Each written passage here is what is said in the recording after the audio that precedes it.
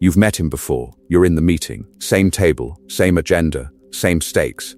You came prepared. Notes, explanations, a careful case for why you deserve the promotion, the raise, the project. You rehearse your points in your head, editing every word, already bracing for objections. He walks in late. No notes, no nerves, no explanations. He doesn't pitch. He doesn't plead. He makes one clear statement about what he wants, then goes silent while everyone else scrambles to fill the space. 20 minutes later, the outcome tilts in his favor. Again, you walk out replaying every sentence you said, wondering what you should have said. He walks out already planning his next move. You see the same pattern everywhere, don't you? The person who never chases the partner, never double texts, never explains what they really meant after an argument. While you draft paragraphs, they send 3 words. While you wait for closure, they are already on to the next negotiation. They move through life like it was built for them. The unstoppable. Doors open. People adjust. Reality bends. And you? You were trained to be nice, to be fair, to be patient, to believe that if you do good work, if you are honest, if you care, power will notice and reward you. But the universe does not reward goodness.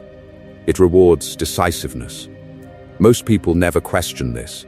They cling to the comforting illusion that effort and fairness will eventually balance the scales, while they are quietly outmaneuvered by someone colder, clearer, and far less sentimental. You know the feeling. That sick drop in your stomach after a breakup, a performance review, a deal that just didn't work out. You realize, too late, that the conversation you thought was honest was actually a chessboard, that the confused ex, the neutral manager, the reasonable client had already decided 3 moves ahead of you. You were explaining your feelings. They were engineering an outcome. This is the part no one admits. There is a code, a forbidden set of tactics carved from Machiavelli's ruthlessness and sharpened by modern psychology. Psychological levers like fear, scarcity, ego, and dependency that control people without ever raising a voice. Clarity is not a virtue. It's a weapon. Once you understand that truth, you stop asking, why do they keep doing this to me? And start asking, why did I walk in unarmed? Because power doesn't belong to the most talented. Power doesn't belong to the nicest. Power belongs to the one who is willing to see the game as it is, not as it should be. You either command or you are commanded. There is no neutral ground. Tonight, you will not learn how to be liked. You will learn how to become untouchable in work, dating, and money by understanding the 10 forbidden tactics most people will never admit they use. This is not a lesson in motivation. It's a manual for domination. And once you see these tactics, you will never unsee them. So understand this before we go any further. The universe does not reward goodness. It rewards decisiveness. It does not care that you meant well. It cares that you moved first, hit hardest, and controlled the frame while everyone else was still asking for permission. Most people were trained for a world that does not exist. They were told life is a fair game, with rules, referees, and instant replay. Be honest, be kind, be transparent, and eventually it will all balance out. That story keeps them tame. It keeps them waiting for justice in a system that only recognizes leverage. The unstoppable do not play that game. They understand power doesn't belong to the nicest or the loudest. Power belongs to the one who can shape perception, who can stay calm when everyone else is emotional, who can act while others are still debating what is right. You either command or you are commanded. Once you understand that truth, your entire strategy changes. Look at real life. In offices, the endlessly honest worker who just focuses on doing a good job gets overlooked, while the strategic operator builds alliances, controls information, and appears indispensable. In dating, the self-sacrificing romantic gives everything, waits endlessly, and gets ghosted, while the person who withholds, frames themselves as scarce, and sets the terms becomes the prize. In money, the trusting, transparent saver hands their attention and cash to financial predators who engineered the game before they even arrived. You were told that total honesty, constant availability, and self-sacrifice make you a hero. In a world of office politics, dating games, and weaponized marketing, they make you prey. That is not pessimism. That is clarity. And clarity is not a virtue. It's a weapon. Machiavelli understood this centuries ago. He wrote that it is safer to be feared than loved when you cannot be both. Because fear is predictable and approval is not. Love changes with moods, gossip, and boredom. Fear is stable. It does not mean you must be cruel. It means you prioritize reliable leverage over fragile affection. You stop betting your future on other people's shifting emotions. So where are you still pretending life is a fair game? At work, assuming talent alone will save you while someone less capable networks their way past you. In relationships, believing loyalty guarantees loyalty in return while the other person keeps secret options open. In your family, playing the peacemaker while one ruthless relative quietly dictates every decision. This is the tension you feel, the story you were given versus the battlefield you are actually standing on. The next laws will force you to choose which world you want to live in. Because from this point on, every tactic you learn will either make you dangerous or expose just how defenseless you've been. So understand this now. This is not motivation. This is a weapon being placed in your hands, and what you do with it will decide which side of the battlefield you stand on. This is not another feel-good speech about believing in yourself and trusting the process. The universe does not reward goodness. It rewards decisiveness. This is not a lesson in motivation. It's a manual for domination. 10 forbidden Machiavellian tactics, ripped from courts and kingdoms, translated into the modern arenas you actually bleed in. Work, dating, money, influence. You were trained to play fair in a game that was never fair. At the office, you over-deliver while a mid-level manager engineers a crisis, then saves everyone and walks away with the promotion. In relationships, you communicate openly, while someone else controls distance, scarcity, and attention like a drug. Power doesn't belong to the most honest. It belongs to the most strategic. These tactics are carved from the mind of Machiavelli and sharpened by modern research on the dark triad, framing effects, and compliance psychology. Studies show Machiavellian traits predict who rises in office politics. Framing experiments prove that how you present a choice can flip decisions without changing a single fact. Once you understand that truth, you stop asking, "Why are people like this?" and start asking, "How do I control the frame before they do?" So here is the promise. 10 ruthless laws. Each one a lens, a blade, and a blueprint. First, the philosophy, why the law exists, how power really moves beneath the polite surface. Then, real-world examples, the boss who becomes indispensable by solving a crisis they quietly built, the partner who makes their absence more valuable than your constant presence. Finally, specific behavioral shifts, how you speak, what you reveal when you withdraw, how you negotiate so the outcome bends toward you. Understand the binary. There is no neutral. You either command or you are commanded. You either understand these tactics or you are exposed to them. Most people cling to the fantasy of a middle ground, a safe zone where being nice protects them. That zone does not exist. In a world built on perception and leverage, ignorance is not innocence. It is weakness. Each law will end with an internal shift you must make. A small death, the death of the people-pleaser who chases approval, the death of the employee who waits to be recognized, the death of the partner who confuses attention with loyalty. Clarity is not a virtue, it's a weapon, and every time you use it, an old part of you will not survive. Pattern, interrupt. You think this is about learning how to manipulate strangers. It isn't. Once you see these patterns, you will see them in your friends, your family, the person you share a bed with. You will notice the subtle guilt trips, the strategic silences, the engineered emergencies that pull your strings. And once you see them, you cannot unsee them. From here on, you are either moving toward the unstoppable or confessing that you are comfortable being controlled. The first law will force that choice. Law 1. Never compete where you can quietly rig the game. Here is the paradox. The moment you agree to a fair fight, you have already chosen to lose. Power doesn't belong to the one who plays clean. It belongs to the one who designs the arena, writes the rules, and smiles while you congratulate yourself for playing fair inside their trap. Most people walk into life like applicants.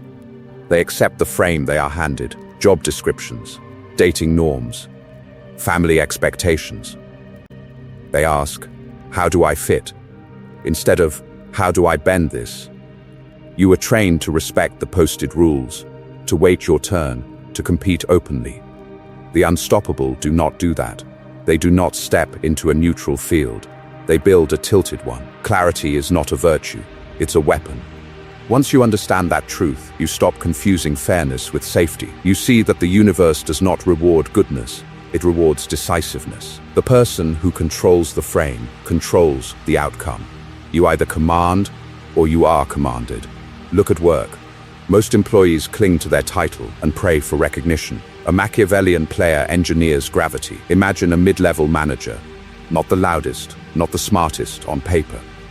Quiet, observant, they notice a fragile system, one outdated reporting process that everyone depends on but nobody understands. Instead of fixing it openly, they create a minor crisis. A data issue, a compliance risk, nothing catastrophic, just enough to trigger anxiety above them. Then they step in. Calm, prepared, they already mapped the failure, documented the solution, rehearsed the narrative. They stay late once, reluctantly, and pull the team out of the fire. They brief the director with precision. They turn confusion into order. Now every critical report routes through them. Every senior decision leans on their insight. Did they ask for a promotion? No. They became the one person the system cannot function without. On paper, they are still mid-level. In reality, they are untouchable. Fire them, and the whole structure stalls. Ignore them, and the numbers stop making sense. This is not luck. This is engineered dependency. This is the quiet rigging of the game. Machiavelli understood this centuries ago. He told rulers to appear merciful, faithful, humane, while acting with cold strategy beneath the surface. Smile in public. Rearrange the board in private. Let people praise your virtue while every path, every solution, every escape route leads back to you. This is not a lesson in motivation. It's a manual for domination. And here is where it turns darker. The most powerful games are not rigged with force. They are rigged with perception, with stories, with frames. In the next law, you will see exactly how people bend reality around you so that resistance feels pointless. And you will realize you have already been living inside someone else's rigged frame, mistaking their design for destiny. They don't just win the game. They rewrite what winning means before anyone plays. That's framing. The invisible story under the surface that decides what counts as success, what counts as failure, what's allowed, and what is instantly off limits. Whoever controls that story controls the outcome before the first move is made. Most people never see it. They walk into a job interview believing the frame is fixed. You are there to impress them, to prove you are worthy, to beg, politely, for approval. You accept that the company is the prize and you are the applicant. You already lost. Why? Because you stepped into their frame instead of asking a far more dangerous question: do I even want to attach my future power to this place? The same trap plays out on dates. You act like the whole interaction is about being chosen. You perform. You audition. You treat the other person as the judge and yourself as the candidate. Then wonder why you leave feeling evaluated, drained, replaceable. You never framed the encounter as two powerful people assessing alignment. You framed it as you trying not to be rejected. In arguments, the default frame is even worse. You think the battle is about being right. It is not. It is about control, about whose version of reality becomes the shared truth. You can win the logic and still lose the power, because the other person quietly framed the conflict as you overreacting again, while you dutifully defend your facts. Research on framing effects is brutal. Present the same medical treatment as 90% survival or 10% mortality, and people choose differently, even though the numbers are identical. Once you understand that truth, you see what Machiavellian players do. They never change the facts first. They change the frame. They present their preferred option as safety, as inevitability, as the only reasonable choice, until resistance feels like self-harm. They set the agenda in every meeting. Whoever writes the agenda writes the battlefield. Their topics, their order, their timing. Your concerns appear, if at all, as a footnote. They choose the location and hour of difficult conversations, because a tired mind in their territory is easier to bend. They define what is normal compensation, standard behavior, reasonable expectations before negotiations even start, so that anything you ask for beyond their frame feels greedy, emotional, irrational. This is why the universe does not reward goodness. It rewards decisiveness. Power doesn't belong to the person who works the hardest. It belongs to the person who defines the terms. Clarity is not a virtue. It's a weapon. The unstoppable do not enter frames. They build them, then invite others in. You either command or you are commanded. So how do you stop walking blindly into other people's rigged realities? How do you start making people step into yours without ever realizing the shift? In the next section, we move from theory to tactics. Word-for-word lines. Concrete moves, tomorrow morning behaviors that quietly flip the frame in your favor. Before anyone notices, the game changed. Rigging starts with subtraction. You stop doing what keeps you weak. You stop playing inside cages other people designed. First rule, stop answering questions on other people's terms. Someone says, "So, why are you behind?" And you instinctively defend. You explain. You justify. You walk straight into the frame that you are already failing. Power doesn't belong to the person with the best explanation. It belongs to the person who decides what the explanation is about in the first place. Second rule, stop accepting the first definition of the problem. Your boss says the issue is your attitude. Is it?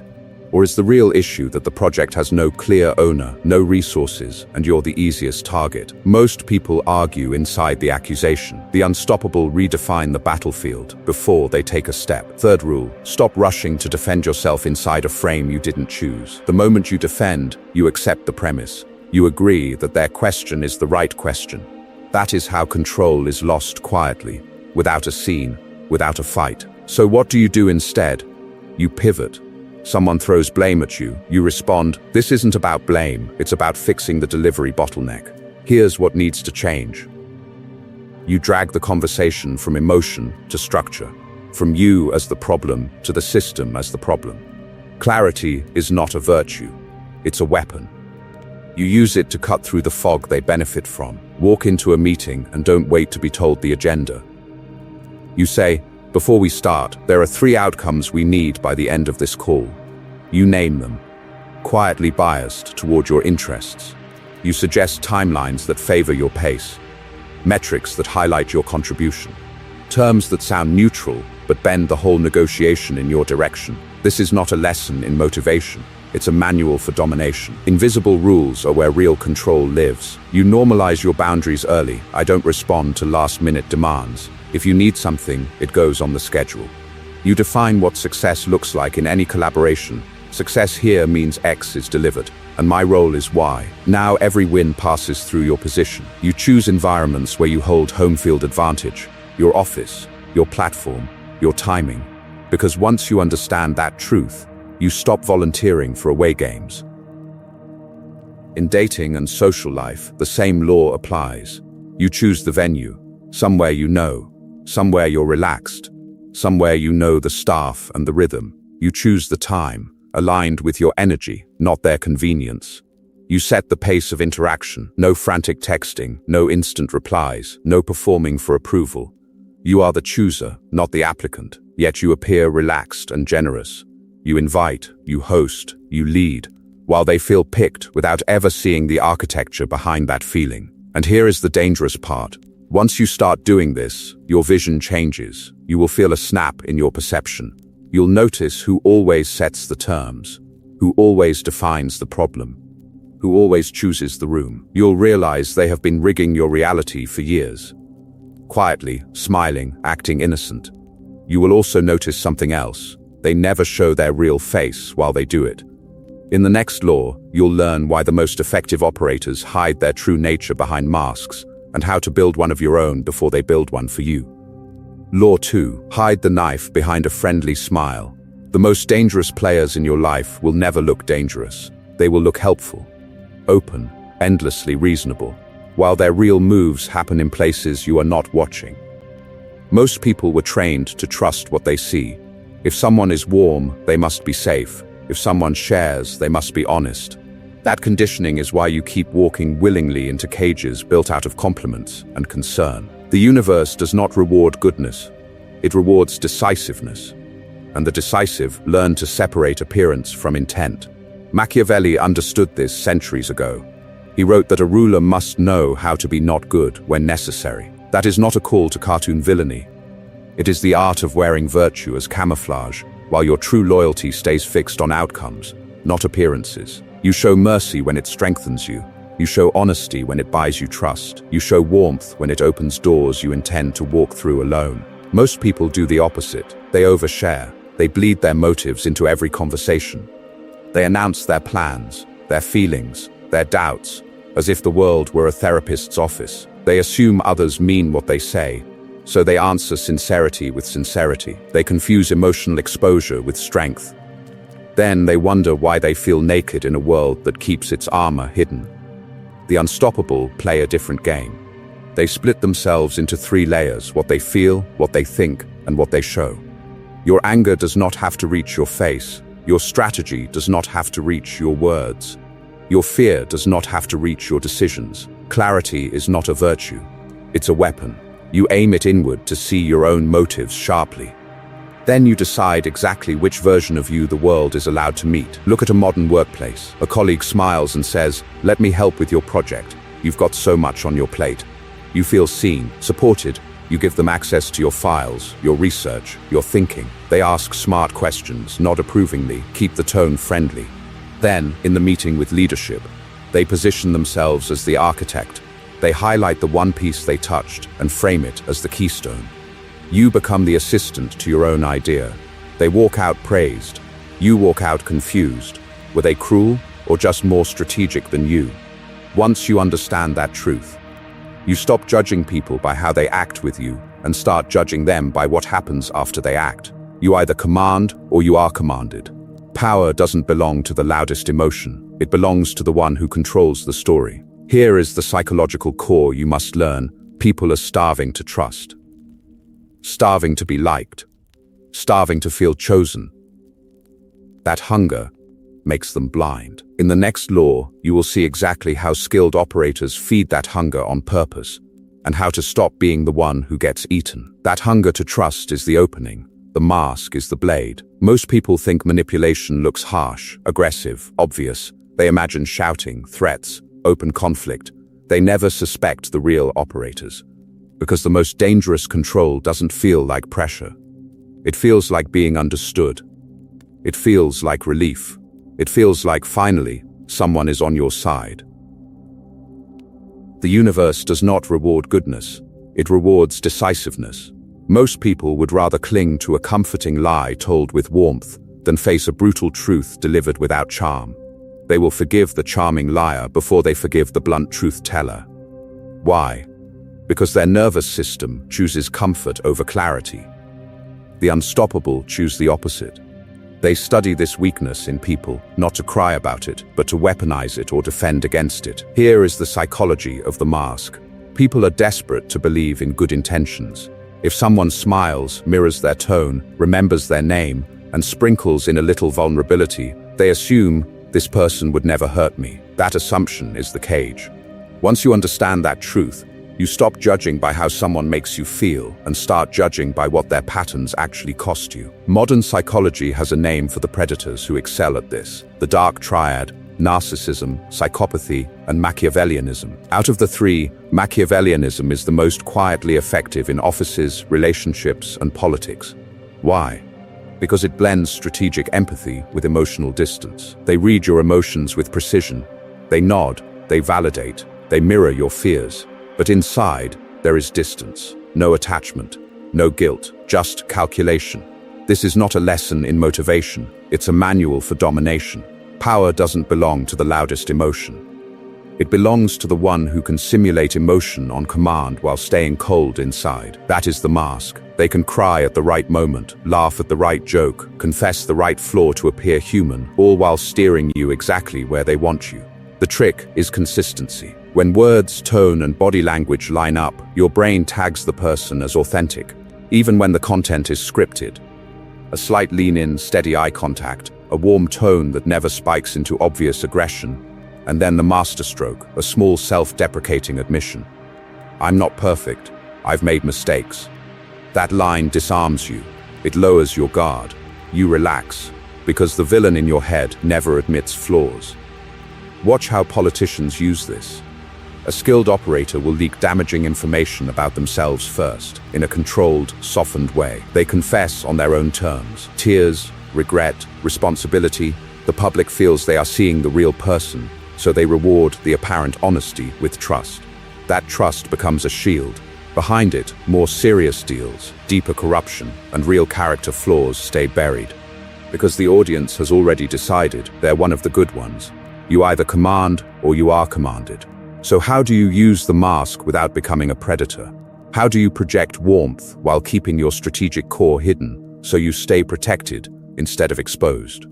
In the next law, you'll learn the clean version of this weapon, and the one line you must never cross if you want to stay dangerous without becoming disposable. Weaponized warmth starts with restraint. You cannot be dangerous if your mouth is a leak.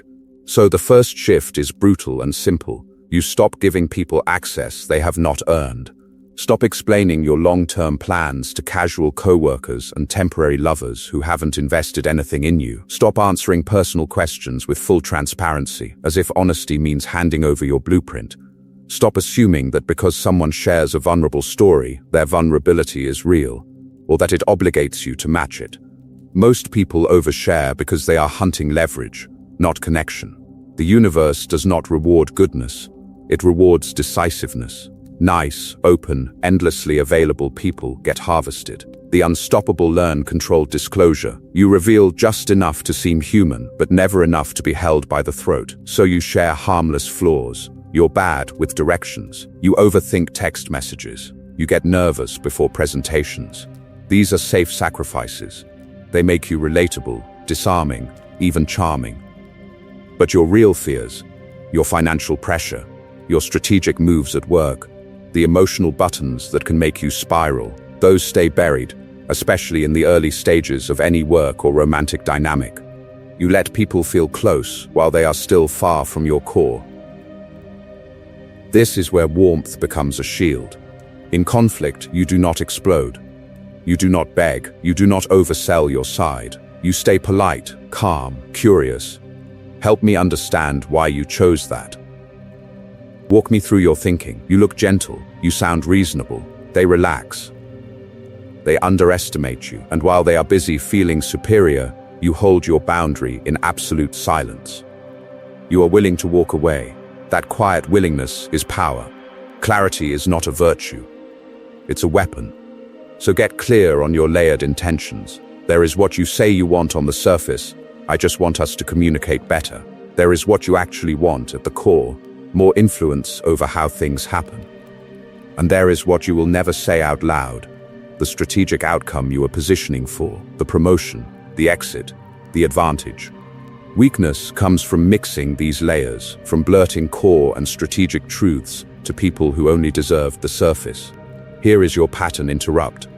From now on, every overly friendly offer, every sudden confession, every "I'm just being honest with you" should trigger one silent question in your mind.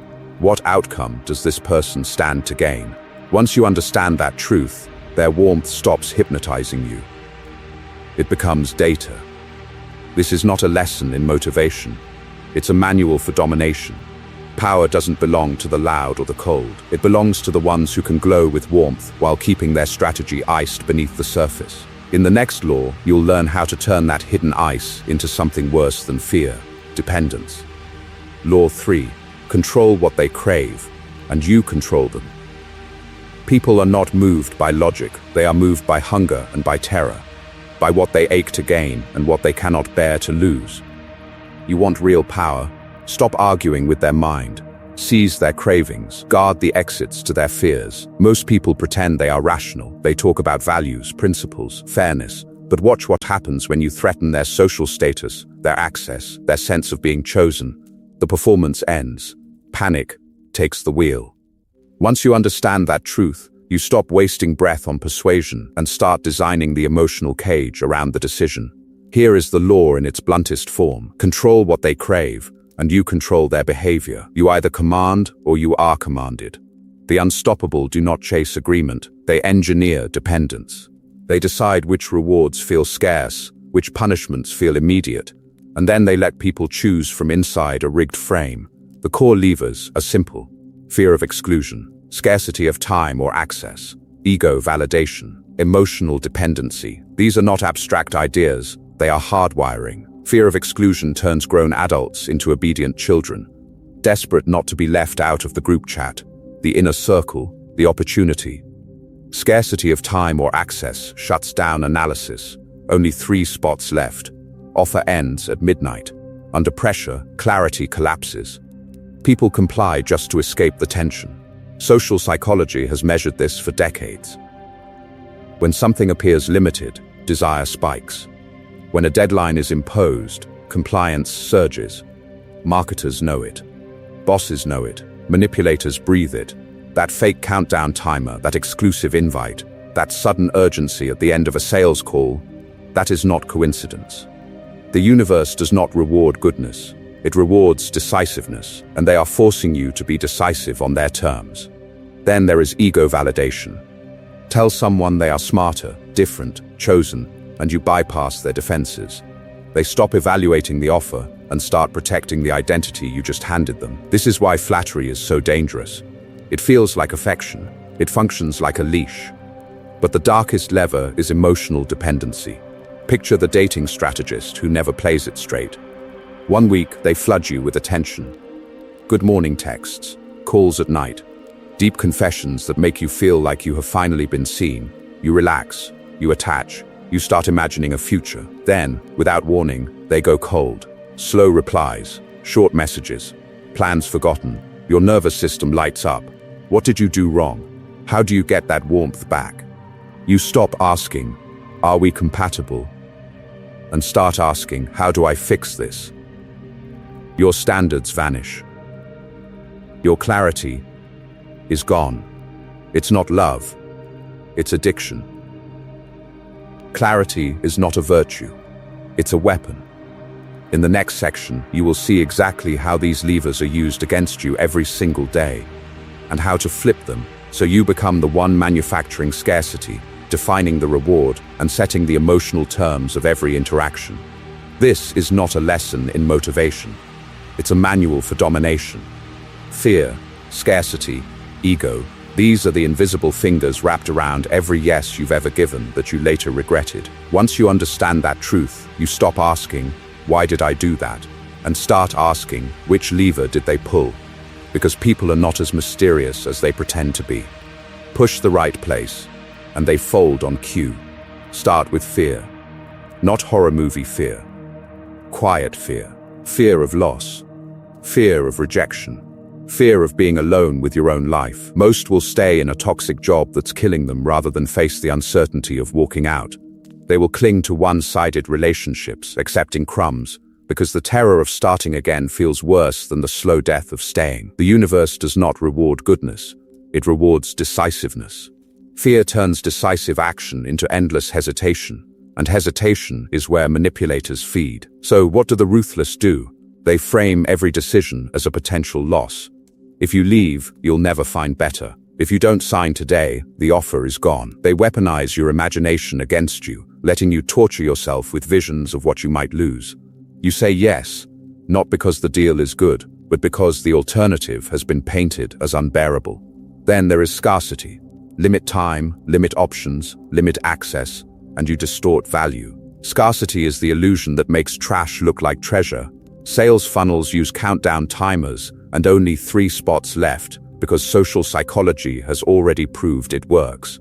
Your nervous system equates rare with important. The same script shows up in relationships and work negotiations, last-minute ultimatums, sudden deadlines, the threat of replacement. Decide now, take it or leave it. Under pressure, most people don't evaluate. They grab. You either command or you are commanded. The ones who command engineer scarcity so you feel lucky to be chosen, while they know they are the replaceable one, not you. Now ego, the most dangerous lever of all, because it feels like power while it drains your power. People will endure humiliation, underpayment, even open disrespect to protect their self-image as loyal, competent, special. Give them a title instead of authority, applause instead of autonomy, and they will defend the very system that exploits them. Power doesn't belong to the person with the fanciest label. It belongs to the one who can walk away from the label without losing themselves. This is why flattery works. Praise someone's intelligence, their loyalty, their uniqueness, and they will bend to stay consistent with that image. They don't want clarity, they want confirmation. Psychology has mapped all of this. Foot in the door shows that once you agree to a small request, you're far more likely to accept a bigger one. Door in the face flips it. Start with an extreme demand, get rejected, then concede to what you wanted all along. To the untrained, it feels like compromise. To the unstoppable, it's just sequence. So here's the real question. How do you use these same levers without becoming the villain? In the next section, you'll see how to ethically weaponize fear, scarcity, and ego, first to immunize yourself, then to bend outcomes in your favor without burning your life to the ground. Fear, scarcity, ego, on paper they sound abstract. In reality, they are the levers that decide who bends and who bends others. Most people use them by accident, in weak, clumsy ways. The unstoppable use them with precision, and it begins with one brutal correction. You cannot be scarce while you are begging to be seen. So the first forbidden move is subtraction. You stop making yourself constantly available. You stop answering every message the moment it pings.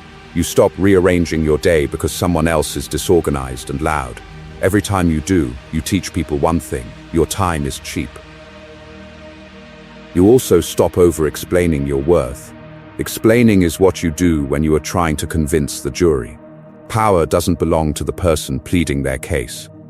It belongs to the one who acts as if the verdict is already written. State your rate.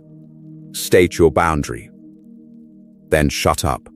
Silence is heavier than any speech, and you stop accepting deadlines and demands that only serve other people's urgency. Their crisis is not your command. You either command or you are commanded. When someone says, "I need this by tonight," your default becomes, "That doesn't work. Here's what I can do." You reframe the terms or you walk. It rewards decisiveness. Now you create scarcity around yourself on purpose. You limit access to your time. You respond on your schedule, not your anxieties. You make your yes mean something by saying no far more often.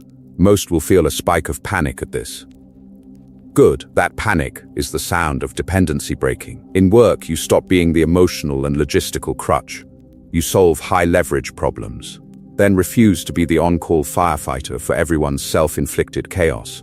You position yourself as a choice, not a need, valuable, respected, but never taken for granted. In relationships, you stop being the therapist, the parent, the endless validator. You can care, but you will not carry. Here is where ego becomes your instrument. You give precise, earned praise that reinforces the behaviors you want more of: reliability, initiative, respect for your time. You say, "When you handled that without me, that was strong," and you anchor their identity to self-sufficiency.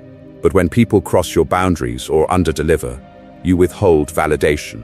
No drama, no lecture, just a calm withdrawal of attention. The universe does not reward goodness.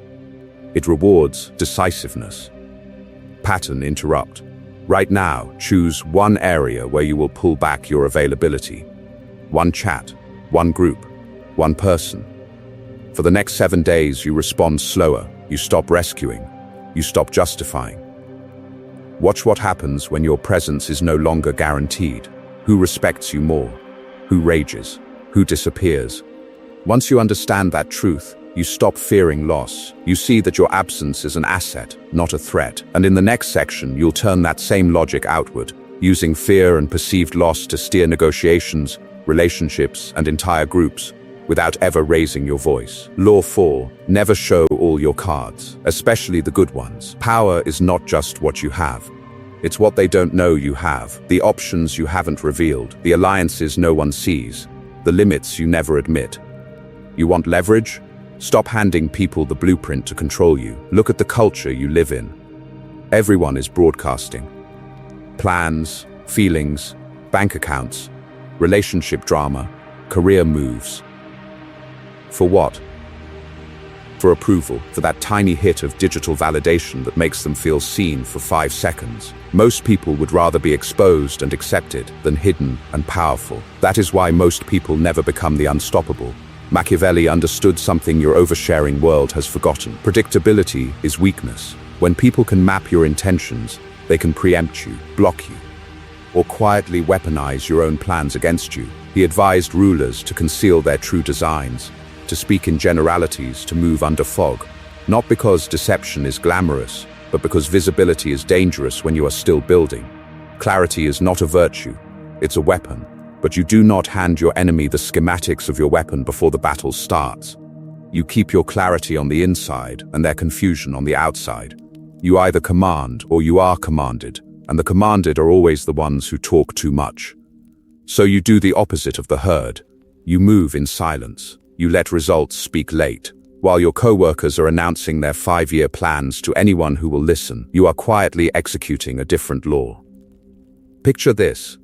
Outwardly, you are stable, loyal, a solid professional who does their job, shows up, causes no waves. People think they have you figured out. They believe you are dependent on this paycheck, this manager, this company. They are wrong. In the background, you build. You study at night. You stack skills the role does not even require. You build a side income that covers your essentials. You cultivate external offers without bragging about interviews. You form discreet alliances with people in other departments, other firms, other industries. No announcement, no performance, just quiet construction. Then the day comes. A promotion, a raise, a restructuring. Everyone else walks into that room naked. Their only card is need. You walk in with concealed leverage. You can leave. You can stay. You can negotiate from a place they never prepared for, because they never knew it existed. The universe does not reward goodness. It rewards decisiveness, backed by hidden options. That is the power of strategic opacity. When they cannot see your full hand, they cannot calculate the real cost of losing you, underestimating you, or betraying you. Their uncertainty becomes your shield.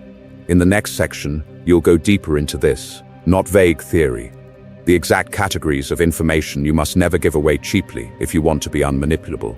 What you feel, what you fear, what you own, and what you're truly willing to walk away from. So let's get precise. There are 3 categories of information you must guard like a war chest: your limits, your options, and your triggers. Expose them, and you hand people the blueprint to control you. Hide them, and you become unreadable, untouchable, dangerous. Start with limits. Your true bottom line. The thing you absolutely will not walk away from. Your job. Your relationship. Your reputation. Once someone knows he will never leave this company, or she will never leave this marriage, the negotiation is over. You can scream, argue, complain, but they already know the truth. You're not going anywhere. Most people reveal this without realizing. They say, "I could never find someone better," or "I need this job," thinking it builds sympathy. It doesn't. It builds a prison. Power doesn't belong to the one who cares more. It belongs to the one who can walk away and be fine. Once you understand that truth, you stop confessing your non-negotiables to people who benefit from squeezing you. Then there are options, hidden exits, alternative jobs, partners, income streams, alliances. Quiet options are power. Loud options are targets. When your boss believes you have nowhere else to go, every demand becomes an order. When they even suspect you have another offer, the entire tone shifts. Suddenly, they listen. Suddenly, they negotiate. The same in relationships. The person who believes you will never leave becomes lazy, entitled, controlling. The person who senses that you could leave and still thrive pays attention. But here is the catch. If you announce your options too early, out of ego or to win an argument, you invite sabotage. That coworker accidentally mentions your job search to the wrong person. That partner quietly starts lining up their own escape while painting you as unstable. The universe does not reward goodness. It rewards decisiveness. Your options should be real, tested, and mostly invisible. The third category is the most volatile, your emotional triggers. What insults cut you? What compliments melt you? What topics make you lose control? When someone knows that questioning your competence makes you spiral, or that praising your sacrifice makes you overgive, they now have a remote control for your nervous system. Manipulators collect this data slowly. Casual questions, just curious conversations, fake vulnerability where they overshare first so you feel rude holding back. They watch what makes your voice tighten, where you over-explain, when you light up for approval. Then they store it. Not for today. For the moment it will cost you the most. Clarity is not a virtue, it's a weapon.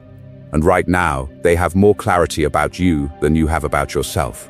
So how do you defend without becoming a stone wall? How do you speak under pressure, reveal almost nothing, and still make people feel like they understand you completely? In the next section, you'll learn the exact language patterns that let the unstoppable stay mysterious, while everyone else walks away convinced they've seen your soul. You do not win power by talking more. You win it by revealing less. Most people bleed information every time they open their mouths. They explain, they justify, they confess. You will not. From now on, your words move like shadows, present, felt, but impossible to grab. Start with this, answer with altitude. When people push for details, you respond with principles. They ask, so what's your exact plan? You say, I move based on leverage and timing. I don't rush decisions, I stack advantages. No dates, no step-by-step, just direction. They ask, where do you see this going? You say, I only commit where there's mutual growth and respect. You give them values, not vulnerabilities. This is where most lose control. They feel an urge to prove they have a plan, so they drown people in specifics. Timelines, fears, contingencies. Understand this. Clarity is not a virtue. It's a weapon. You never hand that blade to someone who has not earned it. Second, you learn to answer questions with questions. This is not evasion, it is command. Someone presses, are you sure you can handle this? You reply, what makes you ask that? They say, so are you free Friday night? You respond, what did you have in mind? You redirect the spotlight. You force them to reveal their frame before you step into it. You either command or you are commanded, and conversation is where that hierarchy is quietly decided. Notice what happens when you do this for real. People talk more. You talk less. They expose their expectations, their fears, their angle. You gather ammunition while appearing open and engaged. Third, you weaponize selective vulnerability. You do not present yourself as flawless. That triggers suspicion. Instead, you share wounds that have already scarred over. You say, I used to be terrible at boundaries. I let people walk all over my time. I had to learn the hard way to say no fast. Past tense. Resolved.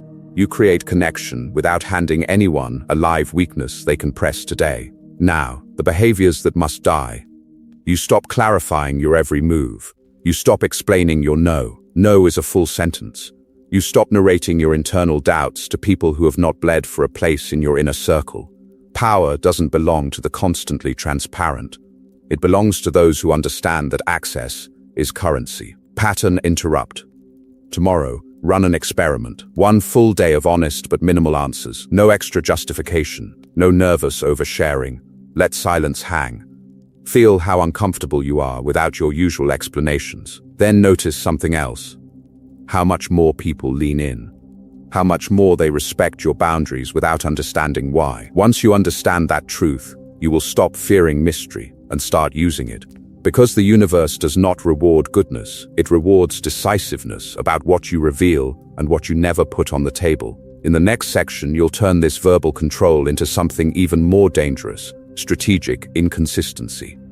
The controlled chaos that keeps every opponent off balance while you stay perfectly calm. Law 5, engineer crises, then arrive as the savior. You know that person who always steps up at the last second and somehow walks away with all the credit.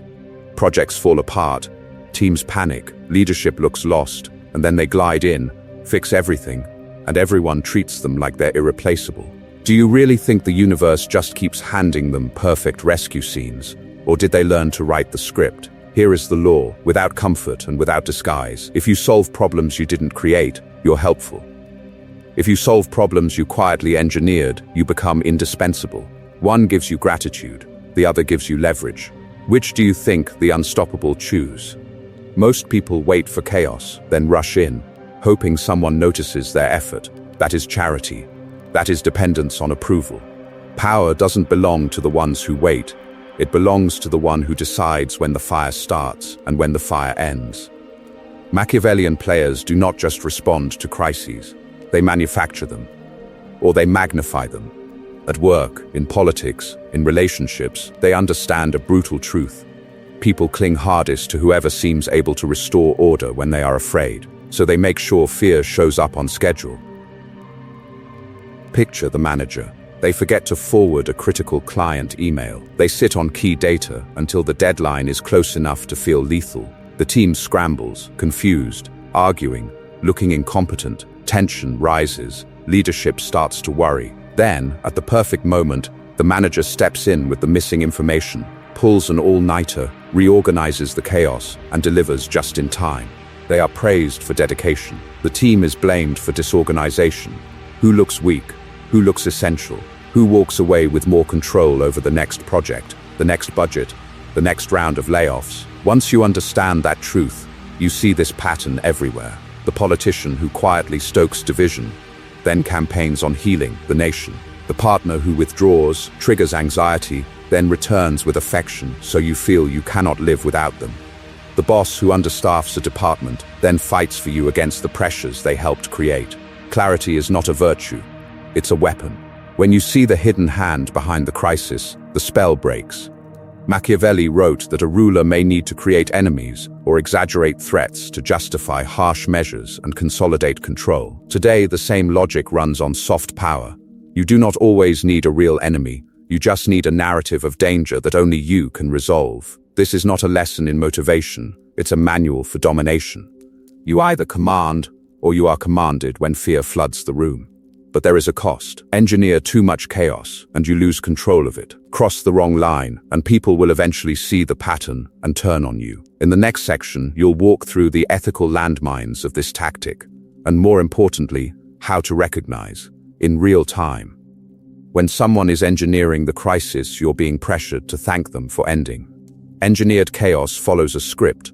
Once you see it, you cannot unsee it. Here is the dark sequence. First, you allow a small problem to breathe. You do not fix it when it is harmless. You watch it grow. A missed deadline. A delayed payment. A simmering conflict in the group chat that you quietly feed with one more innocent comment. You let tension rise until people feel cornered. Second, you conceal the exits. You hide key information. You forget to forward the email that would have prevented the crisis. You keep quiet about the simple workaround that would calm everyone down. You know the solution. You withhold it. Because power doesn't belong to the one who sees the fire. It belongs to the one who appears with the extinguisher at the perfect moment. Third, you time the rescue. Not too early, when people still feel strong. Not too late, when they have turned on everyone. You step in when panic peaks. You speak calmly. You move decisively. You end the chaos in a way that is visible, public, undeniable. Now their nervous systems link your presence with relief. You created the storm's conditions, but you walk away as the savior. Look at politics and you will see this everywhere. A leader amplifies a threat, repeats it in every speech, saturates the air with fear. Crime, terrorism, invasion, they spotlight the danger, then present one path to safety. More surveillance, more control, more loyalty tests. The universe does not reward goodness. It rewards decisiveness. When people are afraid, they do not ask for freedom. They beg for protection, even if the protector helped light the fuse. The same pattern plays out in relationships. A partner provokes emotional chaos, then becomes your shelter. They withdraw affection, poke your insecurities, trigger jealousy, then return with comfort, apologies, and intensity. Pain, then relief. Confusion, then closeness. Over time, your body learns a twisted equation. This person is both the wound and the medicine. Dependency deepens. You stop trusting your own judgment. You wait for their next mood to know if you are safe. But this is a dangerous art. Manufactured emergencies spiral. The lie spreads beyond your control. Reputations burn. People compare notes and realize the hero was always near the original spark. Once you understand that truth, you see the real risk. If they trace the pattern back to you, your power implodes. Trust, once shattered, rarely returns. So you need clarity. And clarity is not a virtue, it's a weapon. You either command or you are commanded. Your first task is to recognize the script while it is unfolding. Who benefits from this crisis? Who always seems to show up as the indispensable fixer? Who knew more earlier than they admitted? Because in the next section, you will learn how to become the one who brings order to chaos without poisoning the well yourself, and how the unstoppable use real fires, not fake ones, to rise. So you've seen how the weak manufacture chaos just to play hero. Now you learn the upgrade. You become the one who walks into real disaster, and everything starts organizing around you.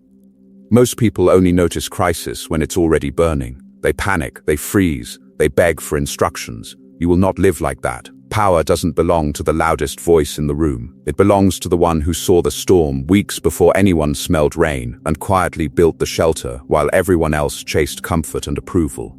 This is the ethical inversion of the crisis savior game. You don't start fires. You study where they always break out. You map the exits. You stock the water. Then when the universe does what it always does and throws chaos at fragile systems, you're not shocked. You're ready. The unstoppable don't worship stability. They master disruption. How does that look in real life? At work, you document the process nobody understands. You keep copies of critical files. You build a simple backup plan for the day the server crashes, the boss quits, or the supplier disappears. You don't announce it. You don't ask for applause. You just prepare, quietly, consistently, while everyone else scrolls and complains. Then the hit comes. The deadline explodes. The plan fails. People start blaming each other. This is where most fold. This is where you step forward. Not with a speech, with a path. You say, here's what happens next. You narrate the immediate steps. You coordinate who does what. You give people one clear move at a time. You either command or you are commanded. In crisis, there is no middle. Notice what you're doing. You are not bragging. You are not saying, look at me. You are making your preparation visible through action. You reference the systems you built. You say, use the checklist I sent last month. Pull the backup I stored. Follow the sequence. People don't just see that you helped. They see that without your foresight, everything would have collapsed. That recognition is power you earned without manipulation. Now take this out of logistics and into relationships. Emotional chaos is the most common battlefield. Most people mirror whatever storm is in front of them. Someone screams, they scream. Someone spirals, they chase. You will not. You stay regulated while others lose control. You hold eye contact. You breathe slower. You lower your voice instead of raising it. You set boundaries like steel. I'm here to talk, not to be shouted at. You offer support, but you do not enable destruction. You refuse to fix the same meltdown for the 10th time. Your presence becomes synonymous with stability, not rescue. Once you understand the truth, people start organizing their storms around your calm. They call you first. They lean on you. Your status shifts without you selling anything. Pattern interrupt. Choose one arena: work, money, family, dating, just one. Decide that from this moment, you are the designated calm in that storm. You will prepare before, regulate during, and debrief after every wave of chaos. Watch what happens to your influence when everyone else needs your steadiness more than you need their approval. Because in the next section, you'll learn how to turn that new dependency into leverage without ever raising your voice. Law 6. Facts are bullets. Narratives are wars. You learned in the last section how to stay calm while everyone else drowns in chaos. Now you're going to learn how to do something even more dangerous. You're going to decide what that chaos means. To them. To you. To everyone watching. Because here is the law: whoever controls the story people tell about what happened wins. Even when the facts are public. Even when the evidence is in plain sight. Power doesn't belong to the one who knows the truth. It belongs to the one who defines it. Most people obsess over being right. They hoard screenshots, arguments, timelines. They rehearse speeches in the shower, imagining the perfect moment where everyone finally admits, you were right. That moment never comes. Why? Because the unstoppable do not waste energy on being right. They focus on being believed. Clarity is not a virtue. It's a weapon. Once you understand that truth, you stop arguing over raw data and start shaping interpretation. Modern psychology calls it framing. Identical events can be seen as humiliating failures or heroic attempts, depending entirely on the narrative wrapped around them.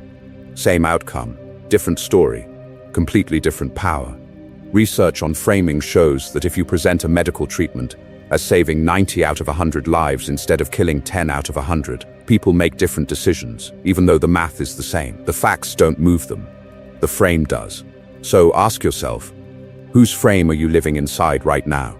Here is how a weak player handles a mistake. They hide it, deny it, wait in terror for someone to expose it. Their silence becomes an invitation. Predators smell blood. Colleagues, partners, enemies begin sharpening their narrative. Incompetent, careless, untrustworthy. Now watch the Machiavellian move. You make a mistake at work. Instead of waiting to be attacked, you call it out first. You walk into the meeting and say, "Yes, I missed this. Here's exactly why. Here's what I learned, and here's how I've already fixed it." You even add a touch of self-aware bluntness. If you're going to roast me, at least acknowledge the upgrade. Do you feel what you just did? You pre-framed the event as growth, not failure. You turned a flaw into a lesson, a threat into a demonstration of responsibility. You didn't just reveal the facts. You wrapped them in a story that serves you. Anyone who attacks you now looks late, petty, and obsessed with an old chapter you already closed. This is not a lesson in motivation. It's a manual for domination. You either command or you are commanded. And command begins with narrative, because in the next section, you'll see how reputations are built and destroyed long before you hear your name. Behind closed doors, in quiet rooms. You'll learn how to shape those rooms and how to spot the silent assassins before they rewrite your story for you. Reputation warfare starts before you ever enter the room. By the time you speak, a version of you is already sitting in their minds, nodding, smiling, confessing. That phantom you? That's what they react to, not your reality. Their story. Your reputation is not who you are, it's who enough people agree you are. And that agreement is rarely organic. It is engineered by a few strategic voices who understand that power doesn't belong to the most talented. It belongs to the one who defines the narrative first, then defends it without flinching. Most people chase approval. They hope that being honest, kind, and fair will speak for itself. The universe does not reward goodness. It rewards decisiveness. The unstoppable understand this brutal truth. Perception is territory. If you don't occupy it, someone else will plant their flag in your name. How do they do it? They don't launch open attacks. That would expose them. They use faint praise that damns. "Oh, she's brilliant," when she actually follows through. They use backhanded compliments. "He's so passionate," though sometimes it gets in the way of stability. They smile while they say it. They sound balanced, reasonable, concerned. Then come the caring questions. "Is he okay? He's been under a lot of stress. I'm just worried she's taking on more than she can handle." On the surface, it sounds protective. Underneath, it plants a seed. Unstable, unreliable, emotional. One comment does nothing. 10 comments in 10 quiet conversations with the right people? That becomes your label. Clarity is not a virtue, it's a weapon. Once you understand that truth, you stop being confused when doors close without explanation. Quiet operators have been working long before any visible conflict. They see doubts in decision makers, in HR, in your friend group, in your partner's ear. So when anything goes wrong, the story is already primed. Of course it was them. That's just who they are. Your defense is not panic. It is documentation and direct lines of power. You keep records of your contributions, your results, your receipts. You don't rely on group perception. You build personal relationships with the people who actually decide. You speak to them directly, consistently, so their image of you comes from experience, not gossip. And when you detect a false narrative, you do not rant, you do not beg. You correct it early, calmly, with facts and a counter-story. There's been some confusion about the deadline. Here's the timeline, here's what I delivered, here's the outcome. No drama, no defensiveness, just controlled clarity. This is not a lesson in motivation. It's a manual for domination. Reputation warfare is about authorship. Either you write the myth, or you get written as the villain in someone else's script. In the next section, you'll go beyond defense. You'll learn how to become the architect of your own legend, how to craft an identity so deliberate, so coherent, that attacks don't just fail, they reinforce the myth you chose. Powerful people do not find themselves, they manufacture themselves. Piece by piece, word by word, boundary by boundary. They treat their identity like a brand, and brands that dominate are not accidents. Most people drift. One day they are agreeable, the next day they are offended. Their personality changes with the room, with the mood, with whoever they want approval from in that moment. Then they wonder why no one takes them seriously, why they are easy to smear, easy to manipulate. Power doesn't belong to the ones who keep reinventing their personality to stay liked. It belongs to the ones who build an identity so consistent that the world has no choice but to recognize it. Clarity is not a virtue, it's a weapon. You use it here on yourself. You decide, with cold precision, what you will be known for. Not nice, not helpful. Those are generic. Disposable, you choose 3 sharp traits and you carve them into your behavior like stone. Ruthlessly reliable, emotionally unshakable, strategically generous, or your own 3, as long as they are specific, strong, and a little dangerous. Then you align. Every decision becomes branding. If you are ruthlessly reliable, you do not show up late, you do not ghost, you do not overpromise. You underspeak and overdeliver. If you are emotionally unshakable, you do not react to provocation in public, you do not explain yourself to the unstable, you let chaos crash against you, and you stay calm. If you are strategically generous, you give in ways that increase your leverage, your reputation, your control, not to feed your ego or to beg for love. How do you project this without bragging? Through micro stories. You slip them into normal conversation. Someone says, that deadline was brutal. You answer, yeah, I pulled a late night. I told them I'd deliver, so I did, even when the client tried to move the goalposts. No flex, just a story that quietly reinforces ruthless reliability. Or you mention, he blew up at me in the meeting. I just took notes and let him talk himself into a corner. That is emotional steel. Demonstrated, not declared. Once you understand the truth, your legend becomes a shield. When your identity is coherent over time, smear campaigns clash with the pattern people have already seen. He's unstable. Against years of calm, it rings false. She's unreliable.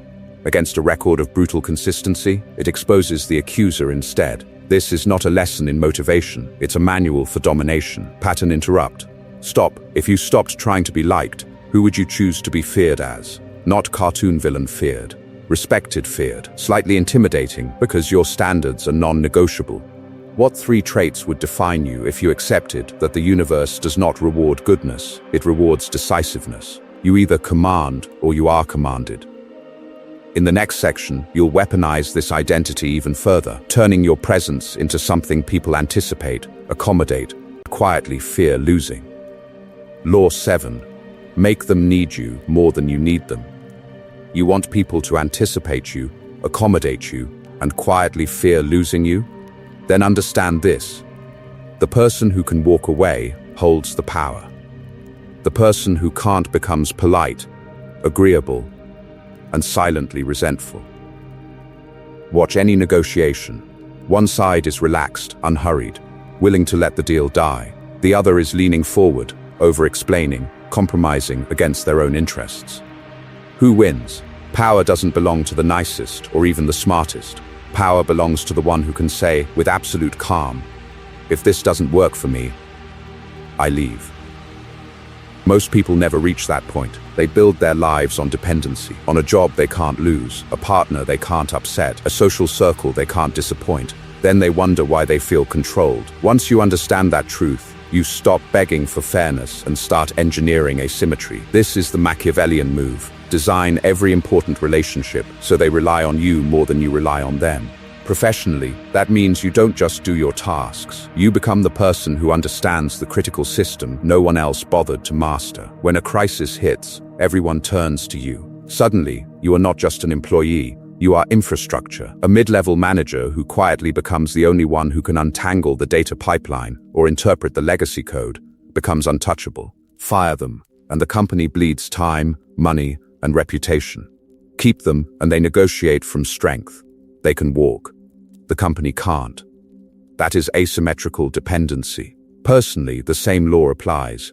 In a volatile relationship, the one who can regulate conflict and pull conversations back from the edge holds the frame. When emotions explode, most people escalate, withdraw, or collapse. The unstoppable learn to stay steady, to de-escalate, to bring logic into chaos. Over time, the other person starts to feel, without you, this falls apart. That feeling is leverage. This isn't theory. Attachment research shows that when people feel they can't replace what you provide, they tolerate unfairness they would never accept elsewhere. They accept bad schedules, one-sided emotional labor, even disrespect, because loss feels more dangerous than staying. Clarity is not a virtue, it's a weapon. You can wield it, or you can be cut by it. The universe does not reward goodness, it rewards decisiveness. You either command or you are commanded. You can stay trapped in roles where your need is higher than your value. Or you can become strategically indispensable and emotionally mobile. But what if you're already on the wrong side of this law? What if you are the one who can't walk away? In the next section, you'll learn how to dismantle one-sided dependencies, reclaim your leverage, and rebuild every connection on your terms. If you felt a sting in that last section, good. That sting is the chain rubbing against your skin. The question is simple. Where are you owned? Start here. Where do you feel you can't leave? Say it out loud. The job that drains you but pays the rent. The relationship that exhausts you but calms your fear of being alone. The social circle that disrespects you but gives you access, gossip, a sense of belonging. Every place you feel trapped is a contract. Every contract has a price. Clarity is not a virtue. It's a weapon. So pick it up. Ask yourself, what exact resource keeps you locked in? Is it money, housing, status, intimacy, information, reputation? Or is it more primitive fear of conflict, fear of judgment, fear that without them, you are nothing?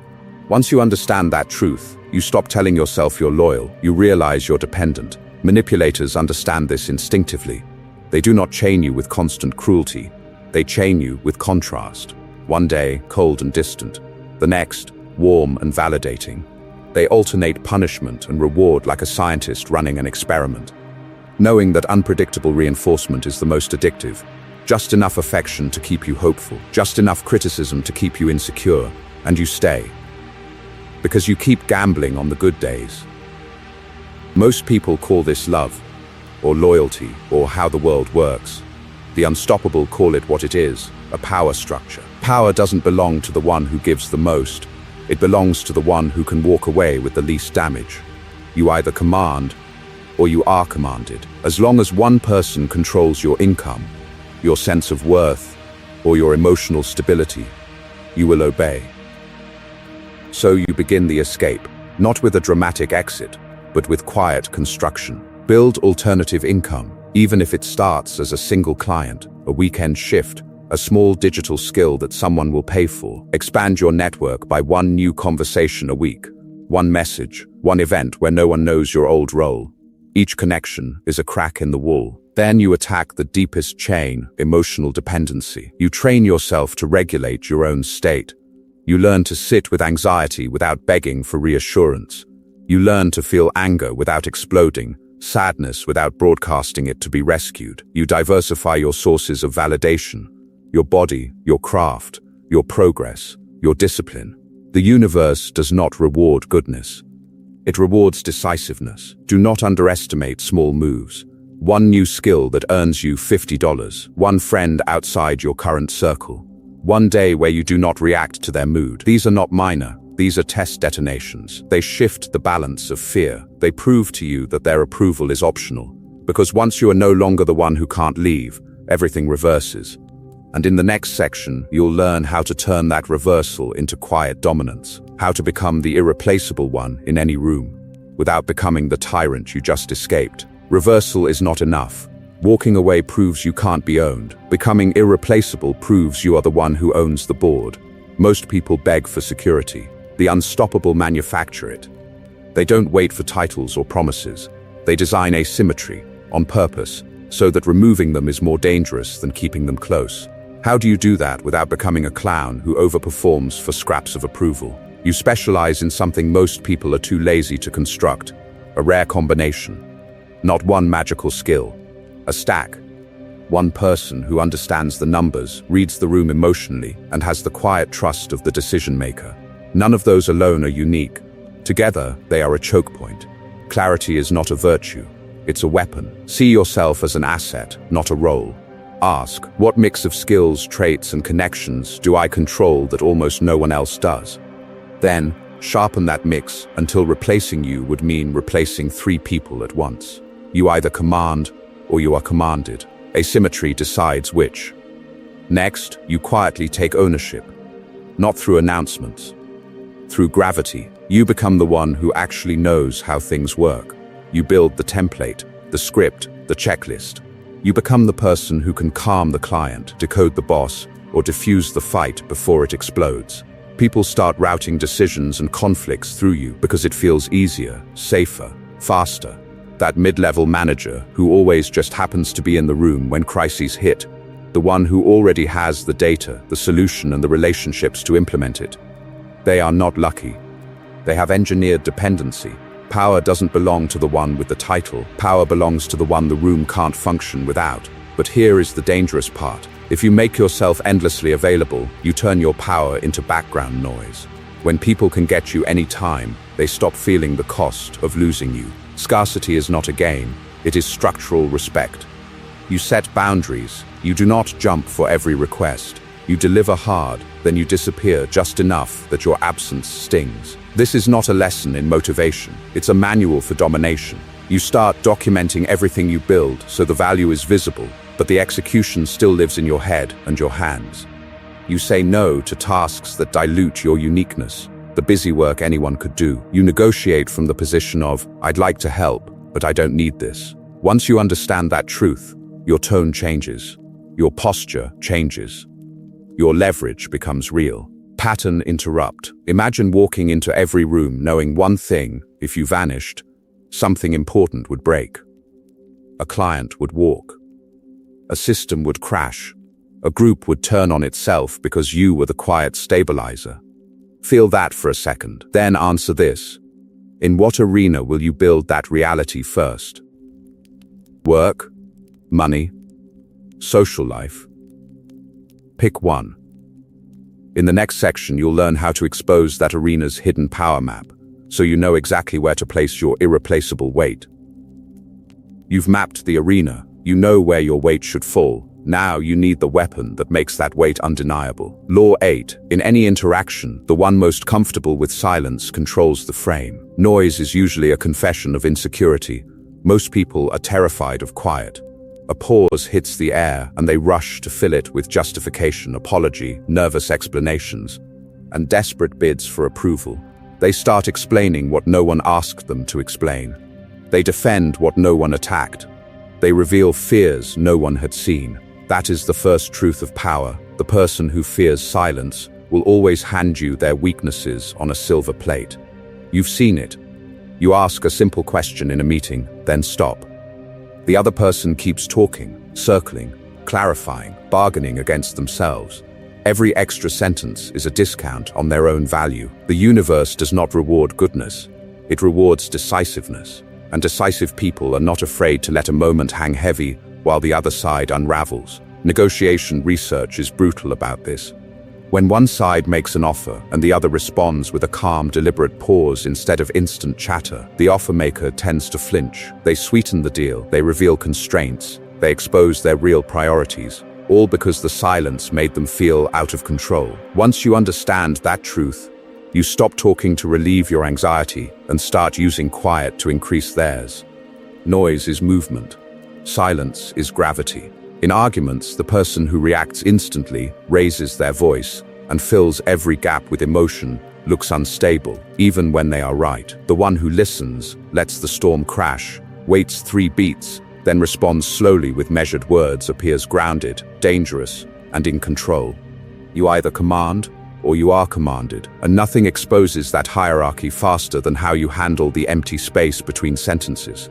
Clarity is not a virtue, it's a weapon. When you are clear on what you want, you do not need to over-explain, over-defend, or overshare. You can ask once, then shut up. You can state your boundary. Then, let the silence test who respects it and who scrambles to negotiate against it. The unstoppable do not race to prove themselves. They let other people reveal their own judgment. In the next section, you'll get the exact silence tactics. The 3-beat pause, the held eye contact, the quiet I'm listening that makes the other person keep talking until they give you everything you need for your next difficult conversation or negotiation. Powerful silence is not passive. It is pressure. It is the invisible hand on the conversation that no one can see, but everyone feels. Most people rush to fill silence because it exposes them. It reveals their anxiety, their hunger for approval, their terror of being misunderstood or disliked. The unstoppable do the opposite. They weaponize that space. They let other people race into it and confess more than they ever planned to reveal. Start with the 3-count rule. Someone finishes speaking. You do not jump in. You do not nod aggressively. You do not rescue them from their own words. You inhale, keep your eyes steady, and in your mind you count. 1, 2, 3. That tiny delay feels like an eternity to them. Most people cannot tolerate it. So what do? They keep talking. They clarify. They backtrack. They expose the truth behind the polished sentence they thought would control you. Use it with a boss justifying a low offer. Use it with a partner dodging a direct question. Use it with a friend who jokes at your expense. 3 beats of silence, and watch how their story starts to crack. Clarity is not a virtue. It's a weapon. Then, the raised eyebrow. Someone makes an unreasonable request. Can you stay late again? No overtime, of course. Someone drops a manipulative comment. Wow, you're really being sensitive about this. Instead of defending yourself, you stop. You go silent. You hold their gaze with a calm, slightly questioning look, like you are examining a specimen. No words, no nervous smile, no instant justification. That raised eyebrow throws the weight back on them. Now they must explain why their disrespect is reasonable. Once you understand that truth, you see how power shifts. Power doesn't belong to the loudest voice. It belongs to the person who can sit in tension without flinching. The same rule applies when you make your ask. You state your salary number. You state your boundary. You state your decision. Then you shut your mouth. No softening. No, if that's okay. No frantic discounts on your own value. You let the sentence land. You let the silence grow teeth. On the other side of that discomfort is respect. The universe does not reward goodness. It rewards decisiveness. To do this, you must kill certain habits. Stop nervous laughing after serious statements. It signals weakness. Stop instantly agreeing just to end discomfort. It trains people to push you. Stop over-explaining simple no's. No, that doesn't work for me as complete. Every extra sentence is a negotiation against yourself. Pattern interrupt. In the next 24 hours, use one deliberate, uncomfortable silence. Do not rescue it. Watch what happens. They will reveal fear, guilt, or respect. All 3 give you data. This is not a lesson in motivation. It's a manual for domination. In the next section, you'll learn how to pair this silence with calculated emotional detachment. So other people drown in their reactions while you stay cold, clear, and in control. Silence gives you data. Consequences give you control. Law 9 tells you exactly what to do with both. Here is the law. What you tolerate, you train. What you reward, you multiply. If someone disrespects you and nothing happens, you just taught them your boundaries are decoration. If someone offers basic decency and you shower them with access, attention, and praise, you just told them your standards are desperate. You either command or you are commanded. Most people invert this law. They swallow small slights to avoid conflict. The late reply, the joke at their expense, the forgotten promise. They tell themselves it is not worth the fight. Then those same people over-reward the bare minimum, terrified that if they do not, the person will leave. That is not kindness. That is fear dressed as virtue. The universe does not reward goodness. It rewards decisiveness. Power doesn't belong to the one who understands both sides while being quietly disrespected. It belongs to the one who responds to disrespect with cold, immediate correction. and to loyalty with slow, deliberate elevation. Once you understand that truth, you stop asking, was it really that bad? And start asking, what did I just train them to believe about me? Machiavelli was brutal but clear. Injuries should be inflicted all at once. Benefits should be distributed slowly. Why? Because sharp pain is remembered. Continuous benefit is felt again and again. When someone crosses a line with you, the response is not delayed, vague, or half-hearted. It is swift, precise, and unmistakable. When someone proves loyal, you do not hand them the kingdom overnight. You open doors one at a time. So what does that look like in your world? A coworker interrupts and talks over you in a meeting. Most people laugh it off, then complain later. The unstoppable do something else. They cut in, calm and direct. Hold on. I wasn't finished. Then they keep speaking. No raised voice, no drama. Just a clear signal that move has a cost. Another example. Someone you are dating forgets to reply for 2 days, then comes back acting normal. You do not reward that with instant availability. You take longer to respond. You reduce access. You state your standard once. Clearly, if we are connected, we communicate. Disappearing doesn't work for me. Then you watch their pattern, not their excuses. On the other side, loyalty. A team member consistently protects your interests, delivers under pressure, and does not fold when you are not in the room. You do not instantly become their best friend. You start with information. Then opportunities. Then influence. Promotions, deeper trust, and proximity to your plans arrive step by step, each one earned through consistency, not one dramatic gesture. Clarity is not a virtue. It's a weapon. Law 9 is how you sharpen it. In the next section, you will get exact scripts, tones, and behaviors for enforcing this law without shouting, scenes, or emotional outbursts. So your consequences land hard while you stay cold, controlled, and untouchable. Clarity is not a virtue, it's a weapon. And now you use it on the smallest battlefield you walk through every day. Conversations, texts, jokes, little disrespect that trains people to treat you as optional. You have to understand this. Every interaction is a lesson. You are always teaching people what is allowed. Most people teach weakness. They laugh off insults. They explain their standards like they're on trial. The unstoppable teach law. Calm, simple, non-negotiable. Your first tool is language. Short, cold, unemotional. Someone raises their voice, talks over you, or makes a joke that cuts too deep. You look at them and say, that doesn't work for me. That's it, no essay. No nervous smile. If they push again, you escalate the script, not the volume. I don't accept being spoken to that way. Then you end the call, leave the room, or change the subject and disengage. Words without action are theater. Power doesn't belong to the person who talks about boundaries. It belongs to the one who enforces them. When disrespect repeats, you quietly reduce access. You answer slower. You share less. You stop volunteering help. You withdraw cooperation from those who treat you as background noise. You do not announce this. You let the distance speak. Most people confuse forgiveness with access.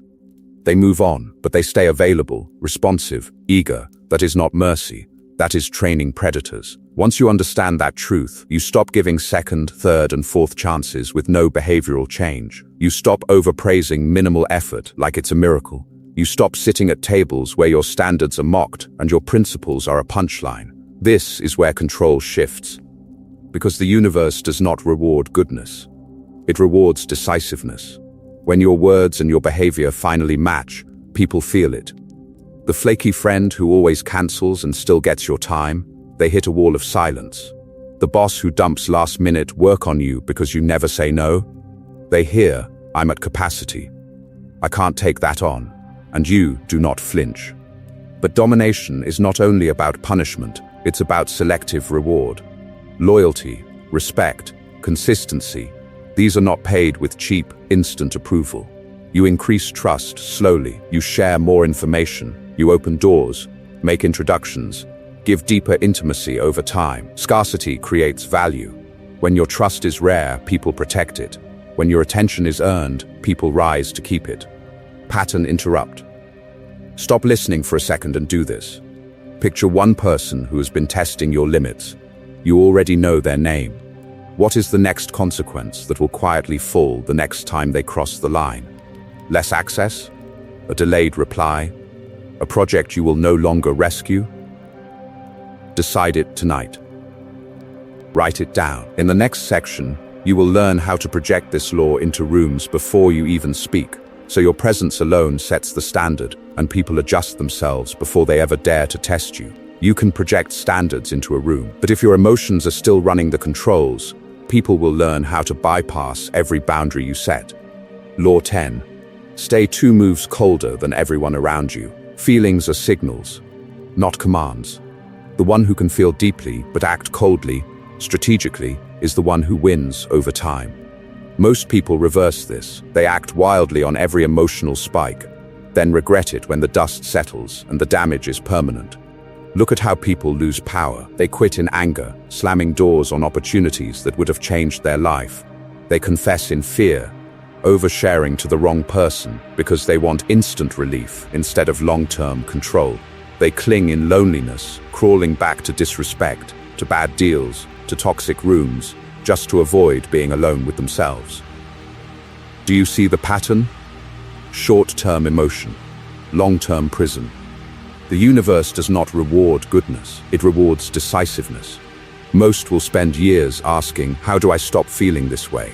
The unstoppable ask a different question. Given that I feel this way, what move increases my power? Once you understand that truth, your emotions stop being traffic lights and become weather reports. You don't argue with the storm, you navigate through it. Machiavelli understood this before modern psychology had words for it. He wrote that a prince must be willing to act against mercy, against faith, against humanity when necessary to secure the state. Merciful when it costs nothing. Ruthless when the survival of the state is on the line. Translate that into your life. You must be willing to act against comfort to secure your future. Staying in a job that drains you because you are afraid of uncertainty is comfort. Walking away to build something that matches your standards is cold. Answering every provocation in public because your ego is stung is comfort. Staying calm, measured, letting the other person expose their weakness while you hold your frame, that is cold. Picture this. The relationship feels intoxicating. Chemistry, obsession, constant highs and crashes. But your standards are violated again and again. Disrespect, broken promises, subtle humiliation in front of others. Emotional warmth says, stay, they'll change. Strategic coldness says, they already showed you who they are. You walk away, shaking, heart racing, but your future is secured. Which version of you holds power? Or you're provoked in public, someone raises their voice, tries to drag you into a scene. Most people snap, defend, explain, leak their insecurity in real time. You stay still, you lower your voice, you let silence work. They look unhinged, you look inevitable. Clarity is not a virtue, it's a weapon. This is not a lesson in motivation, it's a manual for domination. You either command or you are commanded, especially by your own impulses. In the next section, you will learn the practical drills to build this emotional coldness on demand, without becoming numb, robotic, or inhuman, so you can feel everything, but obey nothing. So how do you become that person who feels the storm, but moves like it's already over? Not numb, not robotic, just untouchable in the moments that break most people. You build an ice core, a cold center that does not negotiate with emotion. The universe does not reward goodness. It rewards decisiveness, and decisiveness dies the second you let anger, fear, or euphoria grab the steering wheel. Rule 1 of that ice core is the pause principle. You never make major moves at the peak of an emotional spike. Not when you're furious, not when you're terrified, not when you're high on victory. You wait 24 hours whenever the situation allows. Why? Because what feels urgent in the heat is often irrelevant in the cold. Most people torch relationships, reputations, and opportunities in 10 seconds they spend the next 10 years regretting. You will not be most people. When the surge hits, your first move is not action, it's naming. Emotional labeling looks simple, but it's lethal. This is anger, this is jealousy, this is panic. You say it silently, like you're observing a lab specimen. The moment you name it, you are no longer inside the emotion. You are outside, watching it. Clarity is not a virtue, it's a weapon. Labeling turns raw feeling into data. And data is something you can use, not something that uses you. But you do not wait until battle to decide how you fight. The unstoppable build pre-commitments.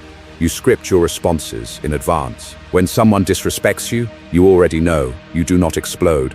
You do not grovel. You escalate or withdraw according to your long-term position, not your short-term ego. When someone tries to manipulate you, you do not argue. You document, you detach, you reposition leverage. Temptation works the same way. You decide beforehand what you will not trade for attention, for comfort, for a quick hit of validation. Because in the heat of the moment, you either command or you are commanded by your cravings. To make this sustainable, you build a long-term scoreboard. What does winning mean over 5 years, not 5 minutes? Is it power, freedom, influence, mastery?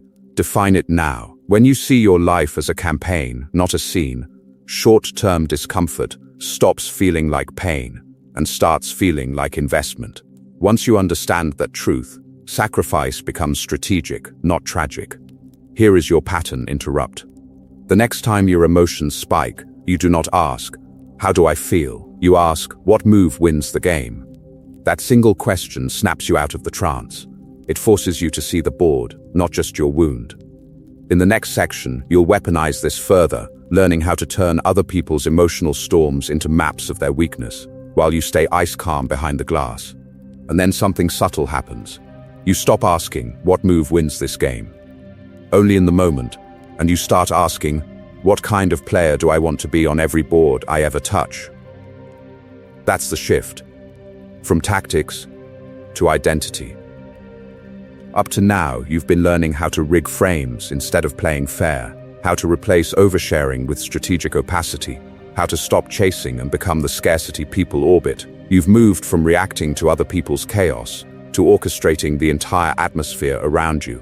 This is the point where these are no longer tricks you pull out under pressure. This is where they fuse into who you are. Most people will never cross that line. They stay the nice one, eager to please, terrified of conflict, addicted to being understood. They explain, defend, and overshare, then act shocked when someone weaponizes that information against them. They still believe the universe rewards goodness. It does not. The universe does not reward goodness. It rewards decisiveness. The identity you're building is different. On the surface, warm, approachable, easy to underestimate. Underneath, cold steel. You are impossible to guilt because you know the difference between responsibility and emotional blackmail. Difficult to manipulate because you study patterns instead of words. Very expensive to lose because you've made yourself the solution to problems people cannot solve without you. Power doesn't belong to the loudest. It belongs to the one who can walk away and mean it. Remember your old self in a negotiation. Heart racing, over-explaining, terrified the other person might think you were selfish. That version of you was constantly surprised by hidden agendas, constantly hurt that people weren't like you. That was not innocence, that was weakness. Clarity is not a virtue, it's a weapon. Once you understand that truth, you stop expecting fairness and start calculating leverage. When these laws sink into your bones, they stop feeling like techniques.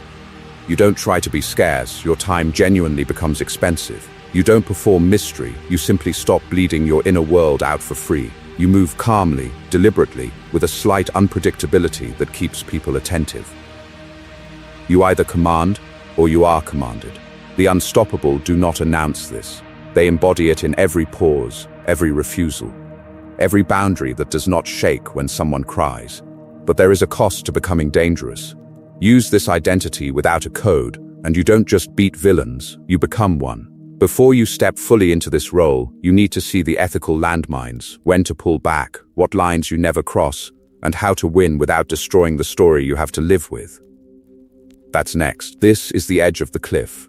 One more step forward, and the same tactics that make you dangerous start soaring through the ground under your own feet. You want power without illusion? Then you need clarity about the failure modes of everything you're learning. Clarity is not a virtue, it's a weapon. Aim it at yourself first. Every forbidden tactic has a breaking point. You overuse fear, and people stop responding with respect. They respond with silent calculation.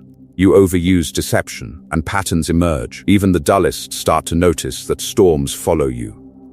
You overuse crisis and chaos, and your world becomes permanently unstable. The unstoppable understand this. Power doesn't belong to the one who can manipulate once. It belongs to the one whose games never become obvious. Look at the manager who engineers a crisis just to ride in as the savior. It works once, twice, then the team quietly connects the dots. They obey on the surface, hit the metrics, smile in meetings, and spend their nights updating URSUMs and collecting evidence. That is the hidden cost of these games. People obey you while secretly praying for the moment they can defect, expose you, or watch you fall. Machiavelli said it is safer to be feared than loved when you cannot be both. Most people stop there and weaponize fear like amateurs. They forget that fear without loyalty creates a glass empire. It looks solid.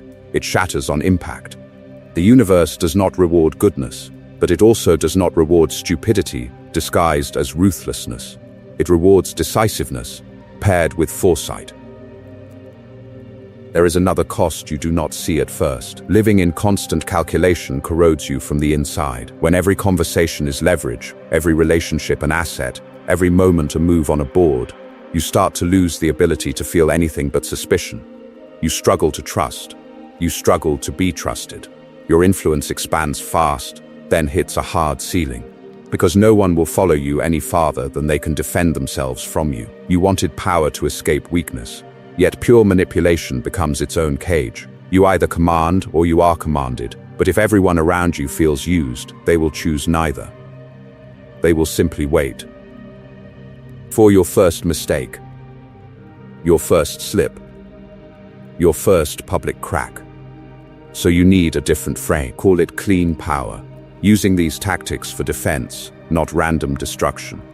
For boundaries, not cruelty. For negotiation, not exploitation. You learn to see the levers of fear, dependency, and crisis, and you reserve them for when you are attacked, cornered, or lied to, not when your ego is bored and hungry. Once you understand that truth, the question shifts, not, how far can I push people? But, what code keeps me dangerous without becoming disposable?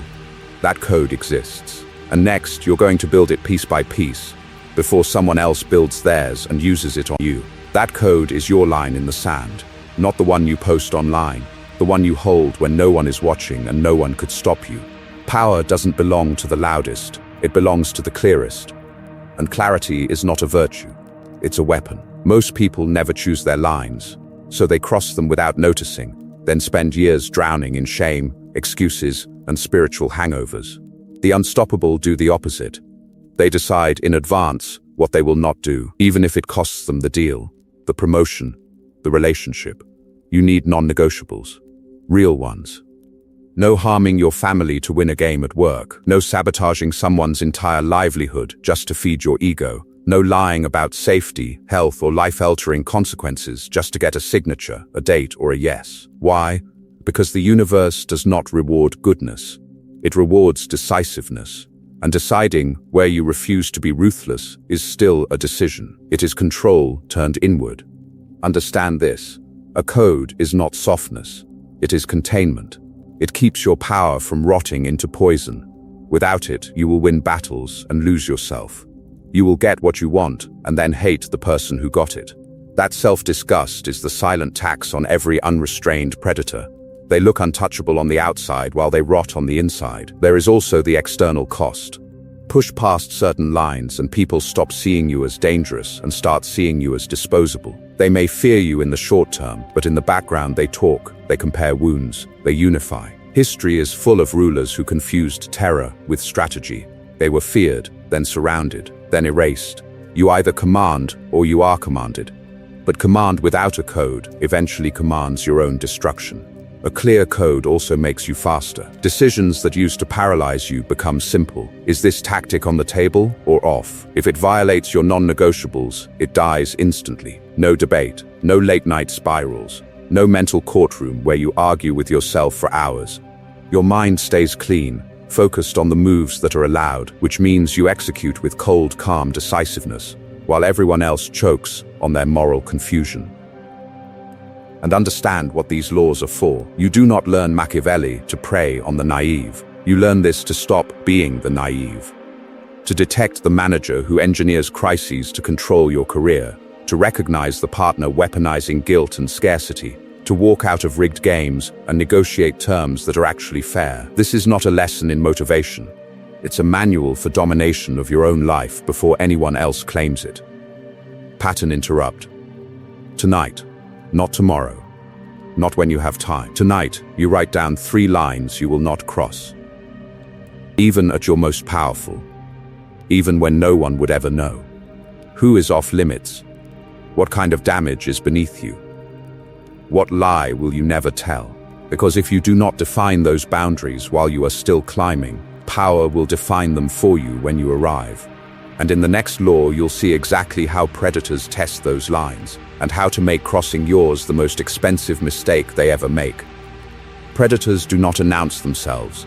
They test, quietly, repeatedly, until you stop noticing the teeth. You were warned in fairy tales to fear the obvious villain, the raised voice, the open threat. That is not who drains your power. The dangerous ones smile, ask how you are, and rearrange the room so that every decision somehow passes through them. They are the puppeteers, and you feel the strings long before you see the hands. Start with the frame. Who always defines what the conversation is really about? Who renames your concern as overreacting, your boundary as drama, your need as confusion? That is framing. They decide the meaning. You defend yourself inside their version of reality. Clarity is not a virtue. It's a weapon. And they use it on you first. Watch how they answer questions. Do they respond directly, or do they slide sideways into stories, jokes, vague philosophy? You ask, "Where were you?" And they give you a speech about how stressed they've been. You ask, "What do you want?" And they talk about what other people did to them. Evasion is not random. It is control. Then there is engineered chaos. The leader at work who lets a deadline quietly die, watches everyone panic, then swoops in with a late-night email that saves the project. The partner who starts a fight, storms out, and returns hours later in tears, ready to reconcile. They create the fire, they sell you the water. Power doesn't belong to the strongest, it belongs to the one who controls the temperature in the room. You will see the same pattern in their warmth. Intense interest. Then sudden distance. Then warmth again. Love bombing followed by ice. Most people blame themselves for the cold, the unstoppable step back and notice the rhythm. This is not mood. This is conditioning. Connect this to the laws you've already seen. Scarcity, they don't have time, can't promise, are in high demand, yet somehow always have availability when you're desperate. Controlled charm, they turn it on hardest when they need you compliant, then go flat once they have what they want. Strategic leaks, they accidentally reveal half-truths to shape your expectations. Manufactured emergencies, every decision must be made now, under pressure, before you can think. One incident can be a mistake. A pattern is a strategy. Once you understand that truth, you stop judging the apology and start counting repetitions. You either command or you are commanded. So how do you defend? Slow everything down. Refuse rushed timelines. Say, if it's real, it will still be real tomorrow. Seek outside eyes that are not inside the spell. Document what was said, agreed, promised, then stop playing along. Remove the emotional reward. Decline the manufactured crisis. Watch whether their behavior calms or escalates. Now think of one person who suddenly makes more sense. The boss. The lover. The friend. In the next section, you'll learn exactly how to stop dancing for their strings and how to make their favorite games collapse in their own hands. So now we stop dancing. You do not argue. You do not explain. You do something far more dangerous to a manipulator. You become boring. This is the grey rock method. Most people feed manipulators without noticing, throwing out emotions, justifications, reactions like free food. The manipulator studies every flinch, every raised voice, every wounded silence. Grey rock is the opposite. Short answers, neutral tone, no visible trigger. You stop being a colorful target and turn into background scenery. They text a guilt trip. You reply, not available. They demand why. You say, can't. No essay, no defense, no fuel. At first they push harder because their favorite puppet suddenly stopped dancing. Let them. Clarity is not a virtue, it's a weapon. You are collecting data on how far they will go when the easy buttons stop working. Next, you cut off their levers. How do they move you now? Fear, flattery, manufactured urgency, weaponized guilt. Once you understand that truth, you stop paying on cue. The "we need to talk right now" message, you answer tomorrow. The "only you understand me" praise, you respond with okay, no sparkle in your eyes, no rush to save. The universe does not reward goodness. It rewards decisiveness.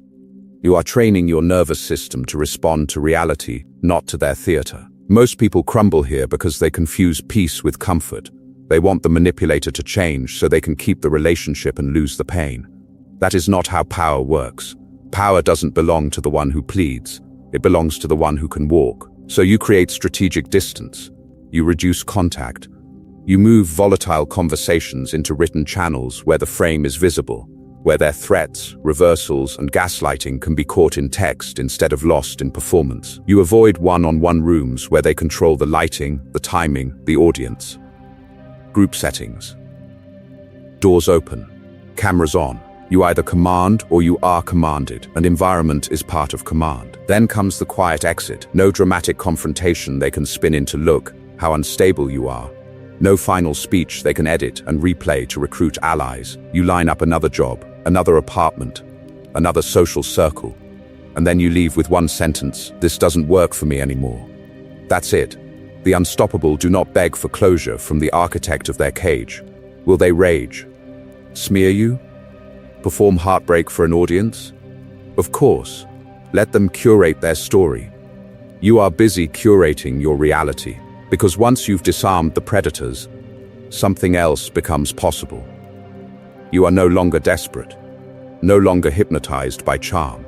You can finally recognize people who are dangerous in a different way, disciplined, strategic, but principled. What happens when you stop surviving manipulators and start building alliances with those people instead? Stay with me. The real power game starts there. Power is not you on a lonely throne, staring down at a kingdom of dependence. Power is you at the center of a web, surrounded by people who could stand alone and still choose to stand with you. The unstoppable never rule over the weak. They coordinate with the strong. Most people get this backwards. They collect admirers, fans, and followers who need them. It feels safe. It feels like control. But power doesn't belong to the one surrounded by need. It belongs to the one surrounded by options. Pets give you comfort. Allies give you leverage. Understand the difference. A pet clings to you. They obey. They flatter. They orbit your life because they have nowhere else to go. You feed their dependence, and in return you get loyalty laced with quiet resentment, the kind that explodes the first time you say no. An ally can walk away. They have their own power, their own resources, their own network. They do not serve you. They stand beside you. Clarity is not a virtue. It's a weapon. Once you understand that truth, you stop confusing obedience with loyalty. You stop mistaking control for connection. You stop asking, "Who will listen to me?" and start asking, "Who do I respect enough to stand next to when the knives come out?" That question alone separates the ordinary from the dangerous. So what does a real ally look like? They have boundaries you cannot casually cross. They have skills that matter in the real world: influence, information, money, execution. They have a code, even if it's not moral in the way you were taught, and they follow it with discipline.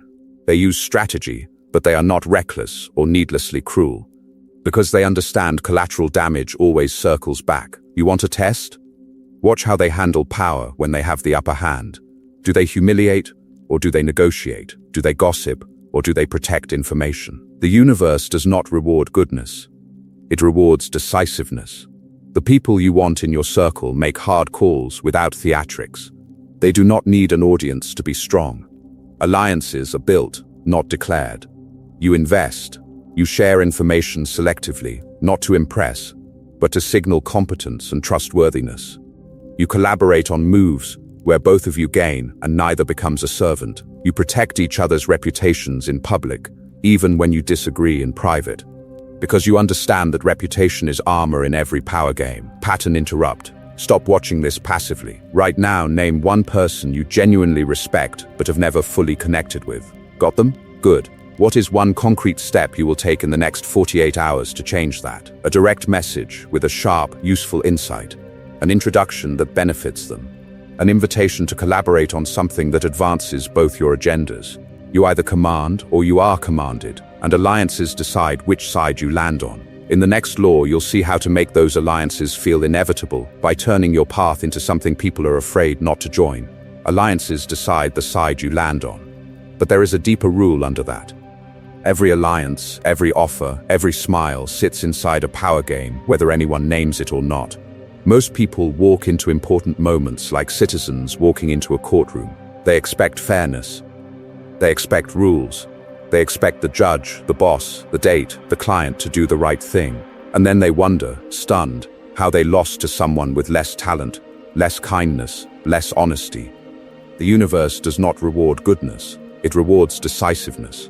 Your new default is simple. When the stakes are real, you assume it's a power game until reality proves otherwise. Job interview? Power game. Performance review? Power game. First date? Investor pitch, casual conversation with your manager in the hallway? Power game. You walk in asking one question: who is trying to shape the frame here? This is not paranoia. This is curiosity with teeth. You are not hiding in the shadows, imagining enemies. You are scanning for incentives, leverage, and unspoken rules. You ask yourself, who benefits if I say yes to this? What do they stand to lose if I say no? What am I treating as fixed, as fair, that might be completely negotiable if I stop acting like a grateful child and start acting like a player? Clarity is not a virtue, it's a weapon. When you use it, you stop taking people's words as the whole story and start watching their positions. The manager who can't give you a raise but just approved a useless software subscription. The partner who isn't ready for commitment but is somehow ready to enjoy every benefit of your loyalty. Once you understand that truth, their excuses stop being sacred. They become data. Most people refuse this mindset because it kills their favorite illusion, that life is a moral classroom and the teacher is keeping score. Power doesn't belong to the most deserving. Power belongs to the one who understands the game being played and refuses to pretend it's anything else. The unstoppable are not shocked by manipulation. They expect attempts. They watch them land. They decide, calmly, whether to counter, ignore, or exploit. And yes, this will make you look colder. You will stop acting surprised when someone lowballs you, love bombs you, guilt trips you. You will treat those moves the way a chess player treats an opening: predictable, mappable, manageable. Victims feel blindsided. Players feel bored. So here is your audit. Where are you still playing by rules no one else is following? Where are you assuming they would never do that while they already have? In the next section, you will drag those blind spots into the light and dissect them one by one before someone else uses them against you again. So now the question turns, not who hurt me, but where am I still volunteering to be prey? This is where the unstoppables separate themselves from the obedient, not in theory, in audit. Start with work. Where do you walk out of meetings with a tight jaw, replaying conversations you never said out loud? Where do you deliver more than asked, stay later than paid, and still watch promotions drift to the louder, less competent, more strategic? Be precise. That colleague who forgot to credit you in front of the boss. The manager who keeps you in the role you've already outgrown because you make their life easy. Write it down. Then ask, which law was used on me? Scarcity? Framing? Dependency? Move to relationship, romantic, family, friends. Where do you feel most drained, confused, or guilty for wanting basic respect? Who controls the emotional thermostat while you walk on eggshells? That partner who keeps you in limbo with not yet, while enjoying full access to your time and body. The parent who weaponizes disappointment to pull you back into their script. Again, write it. When did you walk away thinking, how did I let that happen? Was it fear of loss? Your addiction to approval? Their use of silence, distance, or sudden affection as bait? Now money. This is where people's illusions are most expensive. Where do you feel stuck, underpaid, or always almost ahead? The boss who frames a raise as disloyalty. The friend who treats you like an ATM in the name of loyalty. The deal where you accepted the first offer because you were afraid to counter. Put it on paper. Who set the frame? Who controlled the urgency? Who acted decisive while you hesitated? Clarity is not a virtue, it's a weapon. On that page, mark 3 things for every situation: where you are overgiving, where you are under-asking, and where you are accepting a frame that keeps you small, predictable, and safe to exploit. This is the X-ray of your weakness. Most will refuse to look. They want comfort, dressed as truth. But power doesn't belong to the comfortable. It belongs to those who can stare at the ledger of their own submission without flinching. Do not try to fix all 3 domains at once. That is how people self-destruct. Overhaul everything, and you trigger every alarm in your nervous system. You call it overwhelm. In reality, it is your old identity fighting for its life. Choose one domain: work, relationships, or money. Where does a single strategic shift create the most leverage? Start there. You are not decorating your life. This is not a lesson in motivation. It's a manual for domination. Because once you understand that truth, the audit is not enough. The next step is ruthless. In the next section, you will turn this list into a 30-day blueprint: new rules, new moves, new consequences. And by the time they notice, the game will already belong to you. Now it becomes real. A plan, not a fantasy. 30 days where you stop admiring power from a distance and start rehearsing it in your own life. Week 1 is surveillance. You do not change. You do not perform. You watch. At work, who controls the frame in every conversation? Who speaks last and everyone adjusts? At home, who withholds affection to steer behavior? On your phone, whose silence makes you anxious, and whose messages you answer instantly without thinking? You map frames, masks, levers, and silences like a strategist scouting enemy terrain before the first move. Most people rush to act, the unstoppable study first. Because clarity is not a virtue, it's a weapon. You listen more than you talk. You notice who plays the victim to gain power, who creates fake urgency, who uses "I'm just being honest" as a knife. You write it down. You are training your eyes to see the game under the conversation. Week 2, you enter the board. Micro shifts only. One boundary enforced, you say no once where you would have folded. One silence held, you let someone fill the space instead of rescuing the moment. One piece of information withheld, you do not explain your every thought. One instance of reduced availability, you delay a response. You leave a message on read. You end a call first. Tiny moves, but each one cuts a thread of automatic obedience. You will feel tension. Good, that is your old conditioning screaming. Most chase approval, you are chasing control. The universe does not reward goodness, it rewards decisiveness. You are teaching your nervous system that discomfort is not danger, that you can hold the line and survive. Week 3, identity. Power doesn't belong to the one who works the hardest. It belongs to the one whose identity others accept without question. You choose 3 core traits: cold, reliable, untouchable, or strategic, calm, unreactive. Whatever matches the role you are building. Each day you tell one small story or drop one detail that reinforces those traits. I don't rush decisions. I don't argue in public. I finish what I start. Then you document 1 win per day where you acted as that person. You are programming your reputation, first in your own mind, then in theirs. Week 4, you move. 1 negotiation, a raise, a deadline, a condition in a relationship. 1 exit, a draining friend, a pointless obligation, a bad dependency that keeps you small.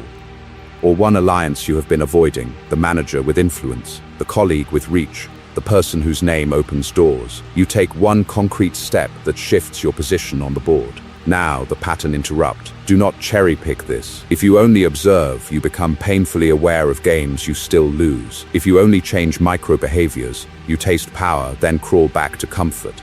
You either command, or you are commanded. Commit to the full 30 days, or walk away. Because once you understand that truth, half measures are torture. In the next section, you will see how to protect this new position. how to harden it into something they cannot easily attack or erase. You commit to the code, and the world does not clap. It flinches. The first shock will not come from your enemies. It will come from the people who were very comfortable with your weakness, the ones who loved your endless availability, your instant replies, your automatic yes. When you stop bleeding energy on demand, they will not say, "Thank you for finally respecting yourself." They will say, "You've changed." They will call you cold, selfish, arrogant. They will frame your boundaries as attacks. Why? Because power doesn't belong to the one who gives the most. It belongs to the one who controls the terms of giving. You used to be an open tap. Now you are a locked valve. Of course they are angry. The free resource just started charging. Do not chase their approval. Their backlash is data. It tells you exactly who was invested in your confusion, your guilt, your need to be liked. Watch who escalates when you simply say no, or that doesn't work for me. Watch who suddenly remembers your duty when you stop being convenient. These are not random reactions. They are the cries of people losing access. Most people will call this you being difficult. The unstoppable recognize it as the nervous system of a dying system. Every structure resists change. Families, teams, relationships, offices. When the person who always bends stops bending, the entire arrangement shakes. You are not creating chaos, you are exposing it. But not every reaction will be hostile. Some people will sit up. They will speak to you with more care. They will bring you better offers because they understand they no longer have unlimited attempts. At work, the colleague who used to dump tasks on you will hesitate, then rephrase as a negotiation. In dating, the person who played games will either step up or quietly remove themselves. You will notice fewer tests, fewer little pokes at your boundaries, because your response is now predictable and dangerous to push. Clarity is not a virtue, it's a weapon. Once you carry it consistently, your presence changes rooms before you speak. New people will be drawn to that steadiness, to the way you do not over-explain, to the way you do not rush to fill silences. Power respects power. Even those who dislike you will think twice before crossing you, because you no longer trade self-respect for harmony. Expect turbulence. Expect nights where you question yourself, where the old comfort of being liked calls you back. Remember this, the universe does not reward goodness. It rewards decisiveness. You either command or you are commanded. Systems reorganize around the most stable force in them. Stay the stable force. If you hold this line long enough, something flips. One day you will look around and realize you are no longer the one being played. You are the quiet center of gravity. You are the one setting the terms. In the final section, you will see how to lock this in so deeply that even when you're not in the room, the game still bends around your name. This is where the board flips. This is where you stop being a piece that gets moved and start becoming the hand that moves everything. You learn to rig the game. You stop walking into other people's rules and start designing the frame, the timing, the options. So by the time anyone chooses, they're only choosing the version of your win. You learn to hide the knife. You smile, you nod, and you keep your sharpest intentions buried under harmless gestures until the moment they matter. You learn to control cravings, yours first, so you cannot be baited, and then theirs, so you can pull on the strings of fear, ego, scarcity, and make people lean where you want them. You learned to guard your cards. You stopped oversharing, stopped narrating your every thought, and let people guess while you watched what their guesses revealed. You learned to engineer or master crises. When chaos hits, you stay still while everyone else panics. And when nothing is moving, you know how to introduce just enough pressure that people become flexible. You learned to own the narrative, to understand that clarity is not a virtue, it's a weapon. You control what is seen, what is said, what is remembered, and reputation starts working for you instead of against you. You learned to make them need you, to solve the problem no one else can solve, then step back just far enough that your absence feels like a threat. You learned to wield silence, to let other people fill the void with their secrets, their justifications, their weakness, while you conserve power. You learned to punish and reward strategically. No more random kindness, no more emotional outbursts. Every consequence teaches people exactly how you are to be treated, and you learn to stay colder than the room, not heartless, but untouchable, so their storms break against you and die. Why did you need this? Because you remember. The meetings where you had the better idea, and still watched a smoother liar walk out with the credit. The relationship where you kept giving chances while they kept taking ground. The deal where you walked away asking, "How did I let that happen again?" That was the price of playing nice in a game that was never about fairness. The universe does not reward goodness. It rewards decisiveness. Power doesn't belong to the agreeable, it belongs to the ones who see the game and refuse to look away. Once you understand that truth, you stop begging for respect and start structuring it. This is the new identity on the table. You, as someone who understands the dark game, who uses it with a code, who refuses to be a spectator in their own life. Not the loudest, not the cruelest, the unstoppable. But understand this, knowledge is nothing. Behavior is everything. Until you start changing one reaction, one boundary, one silence you would have filled before, this is just interesting philosophy. This is the moment of split. You can close this tab, go back to comfort, and re-enter the old loop. Or you can step into the uncomfortable work of becoming dangerous in a world that rewards danger. In the final section, you'll see how to lock these laws into your daily habits so deeply that using them stops feeling forced and starts feeling like who you are. So let's make this real. Not tomorrow. Not when life calms down. Now, because the universe does not reward goodness. It rewards decisiveness. You've seen the 10 forbidden tactics. They are not theories, they are levers. So here is your line in the sand. Choose one law you will execute in the next 24 hours. Not study, not admire. Execute. Which will it be? Tightening your emotional detachment in one conversation, withdrawing slightly from someone who feeds on your approval, engineering a small win that makes your success look inevitable at work. Call it out, name it in the comments, and then add 2 more answers. Which tactic have you already seen used against you, and which one are you most tempted to use next?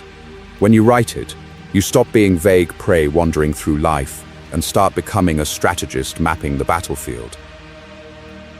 Most people will watch this, nod, and walk straight back into the same traps. They will complain about manipulation while negotiating from weakness. They will blame toxic people while offering themselves up as volunteers. The unstoppable do something different. They track patterns. They test moves. They build power like a discipline. If you want the other side of this blade, stay close.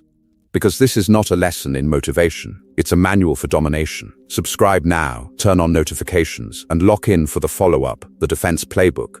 How to detect these tactics early in your boss, your partner, your friends. How to counter them in negotiations, in relationships, in the quiet politics that decide your money and your future. Understand this. There are already people running this code on you. Right now. At work, someone is weaponizing scarcity and urgency to push you into decisions that benefit them. In your social circle, someone is using distance and mystery to keep you orbiting them. The question is not whether this game exists.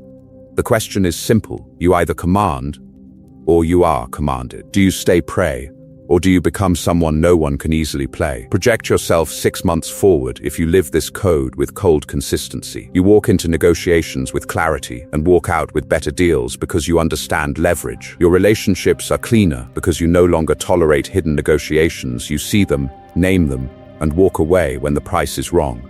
You make fewer emotional promises, so you carry fewer regrets. Your confidence shifts from loud and anxious to quiet, colder, unshakable. Clarity is not a virtue, it's a weapon. Once you understand the truth, being nice stops being your strategy and becomes your choice, used only when it serves your interests and your standards. You were taught to be good. Now you've learned how to be dangerous. What you do with that is your code, your life, your move. And in the next section, you'll see exactly how to wire that move into your habits so deeply that backing down stops feeling possible at all. You were taught to be good.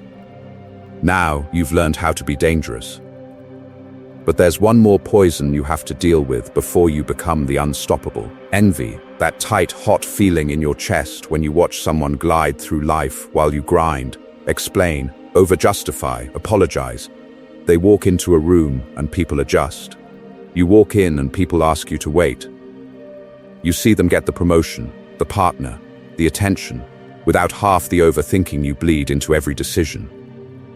And it burns, doesn't it? Most people treat that burn as proof the universe is unfair, They repeat the same complaint. Why them, not me? They obsess over injustice instead of information. But the universe does not reward goodness. It rewards decisiveness. Once you understand the truth, envy stops being a verdict against you and becomes a signal. It is not pointing at what they have. It is pointing at what you have not yet claimed. Clarity is not a virtue. It's a weapon. When you look at the people you envy with clarity, you stop fixating on their luck or their looks, and you start dissecting their behavior. Are they decisive where you stall? Are they cold where you cling? Do they hold frame while you leak explanations and nervous laughter? Envy is a map. It highlights the capacities you've abandoned, your willingness to say no, to walk away, to let silence work for you, to let other people feel your absence. The powerful do not resent the people who trigger them. They study them. They ask, what are they doing with perception that I am not? How do they use boundaries? How do they use silence? You'll notice something brutal.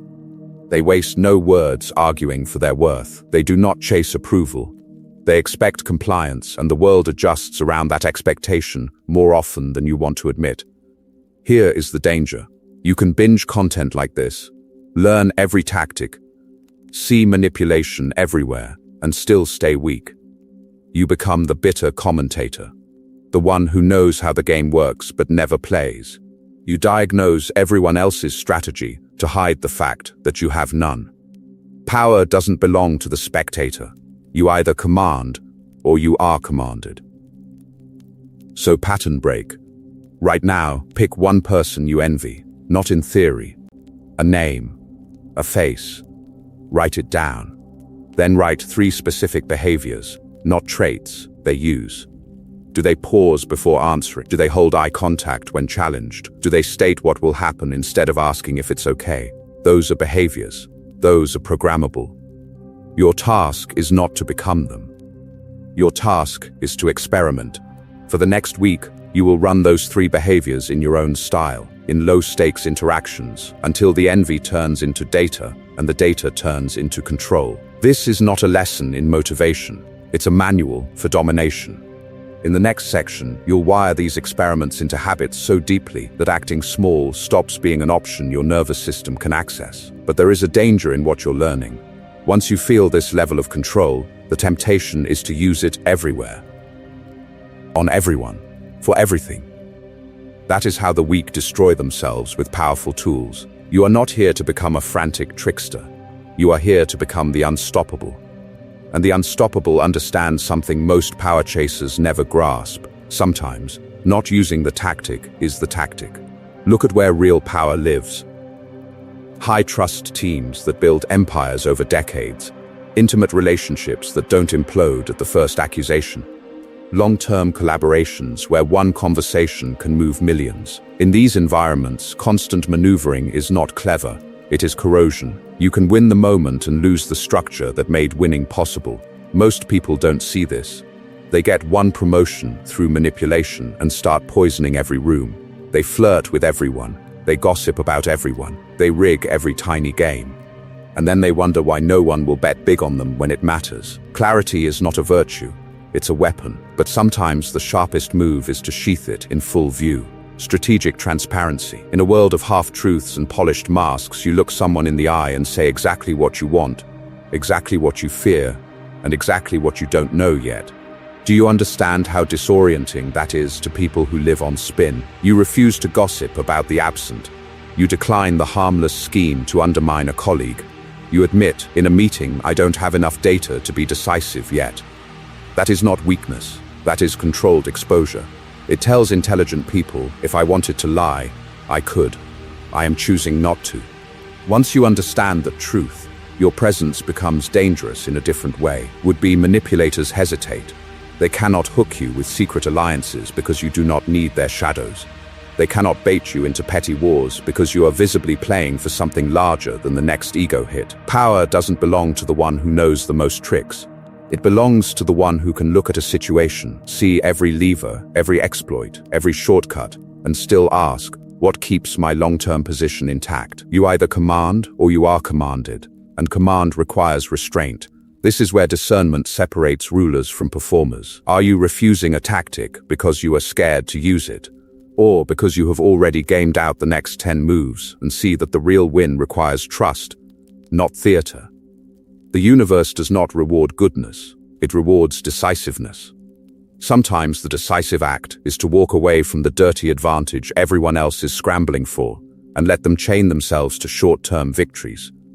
Because the highest level is not just playing the game better.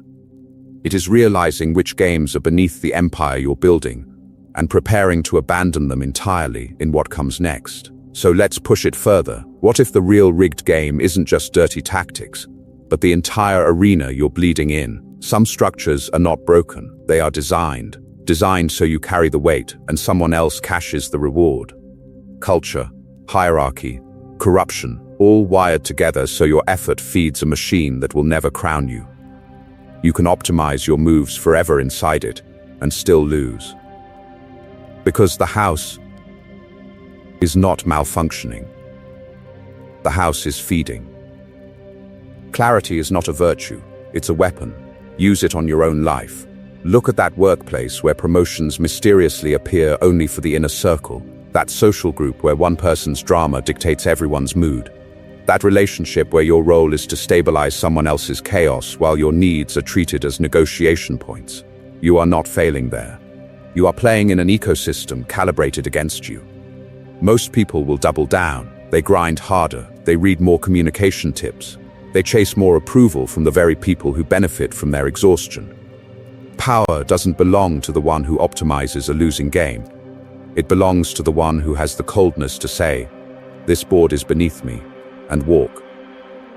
You know why you stay? Sunk costs, the years you've invested, the identity you built around being loyal, being patient, being the one who sticks it out. Comfort, the routine you complain about but secretly cling to, because at least you know the rules, even if those rules are a cage. Manipulators understand this. They weaponize your history against you. After everything we've done for you, you're really going to throw this away. They hold your past hostage to control your future.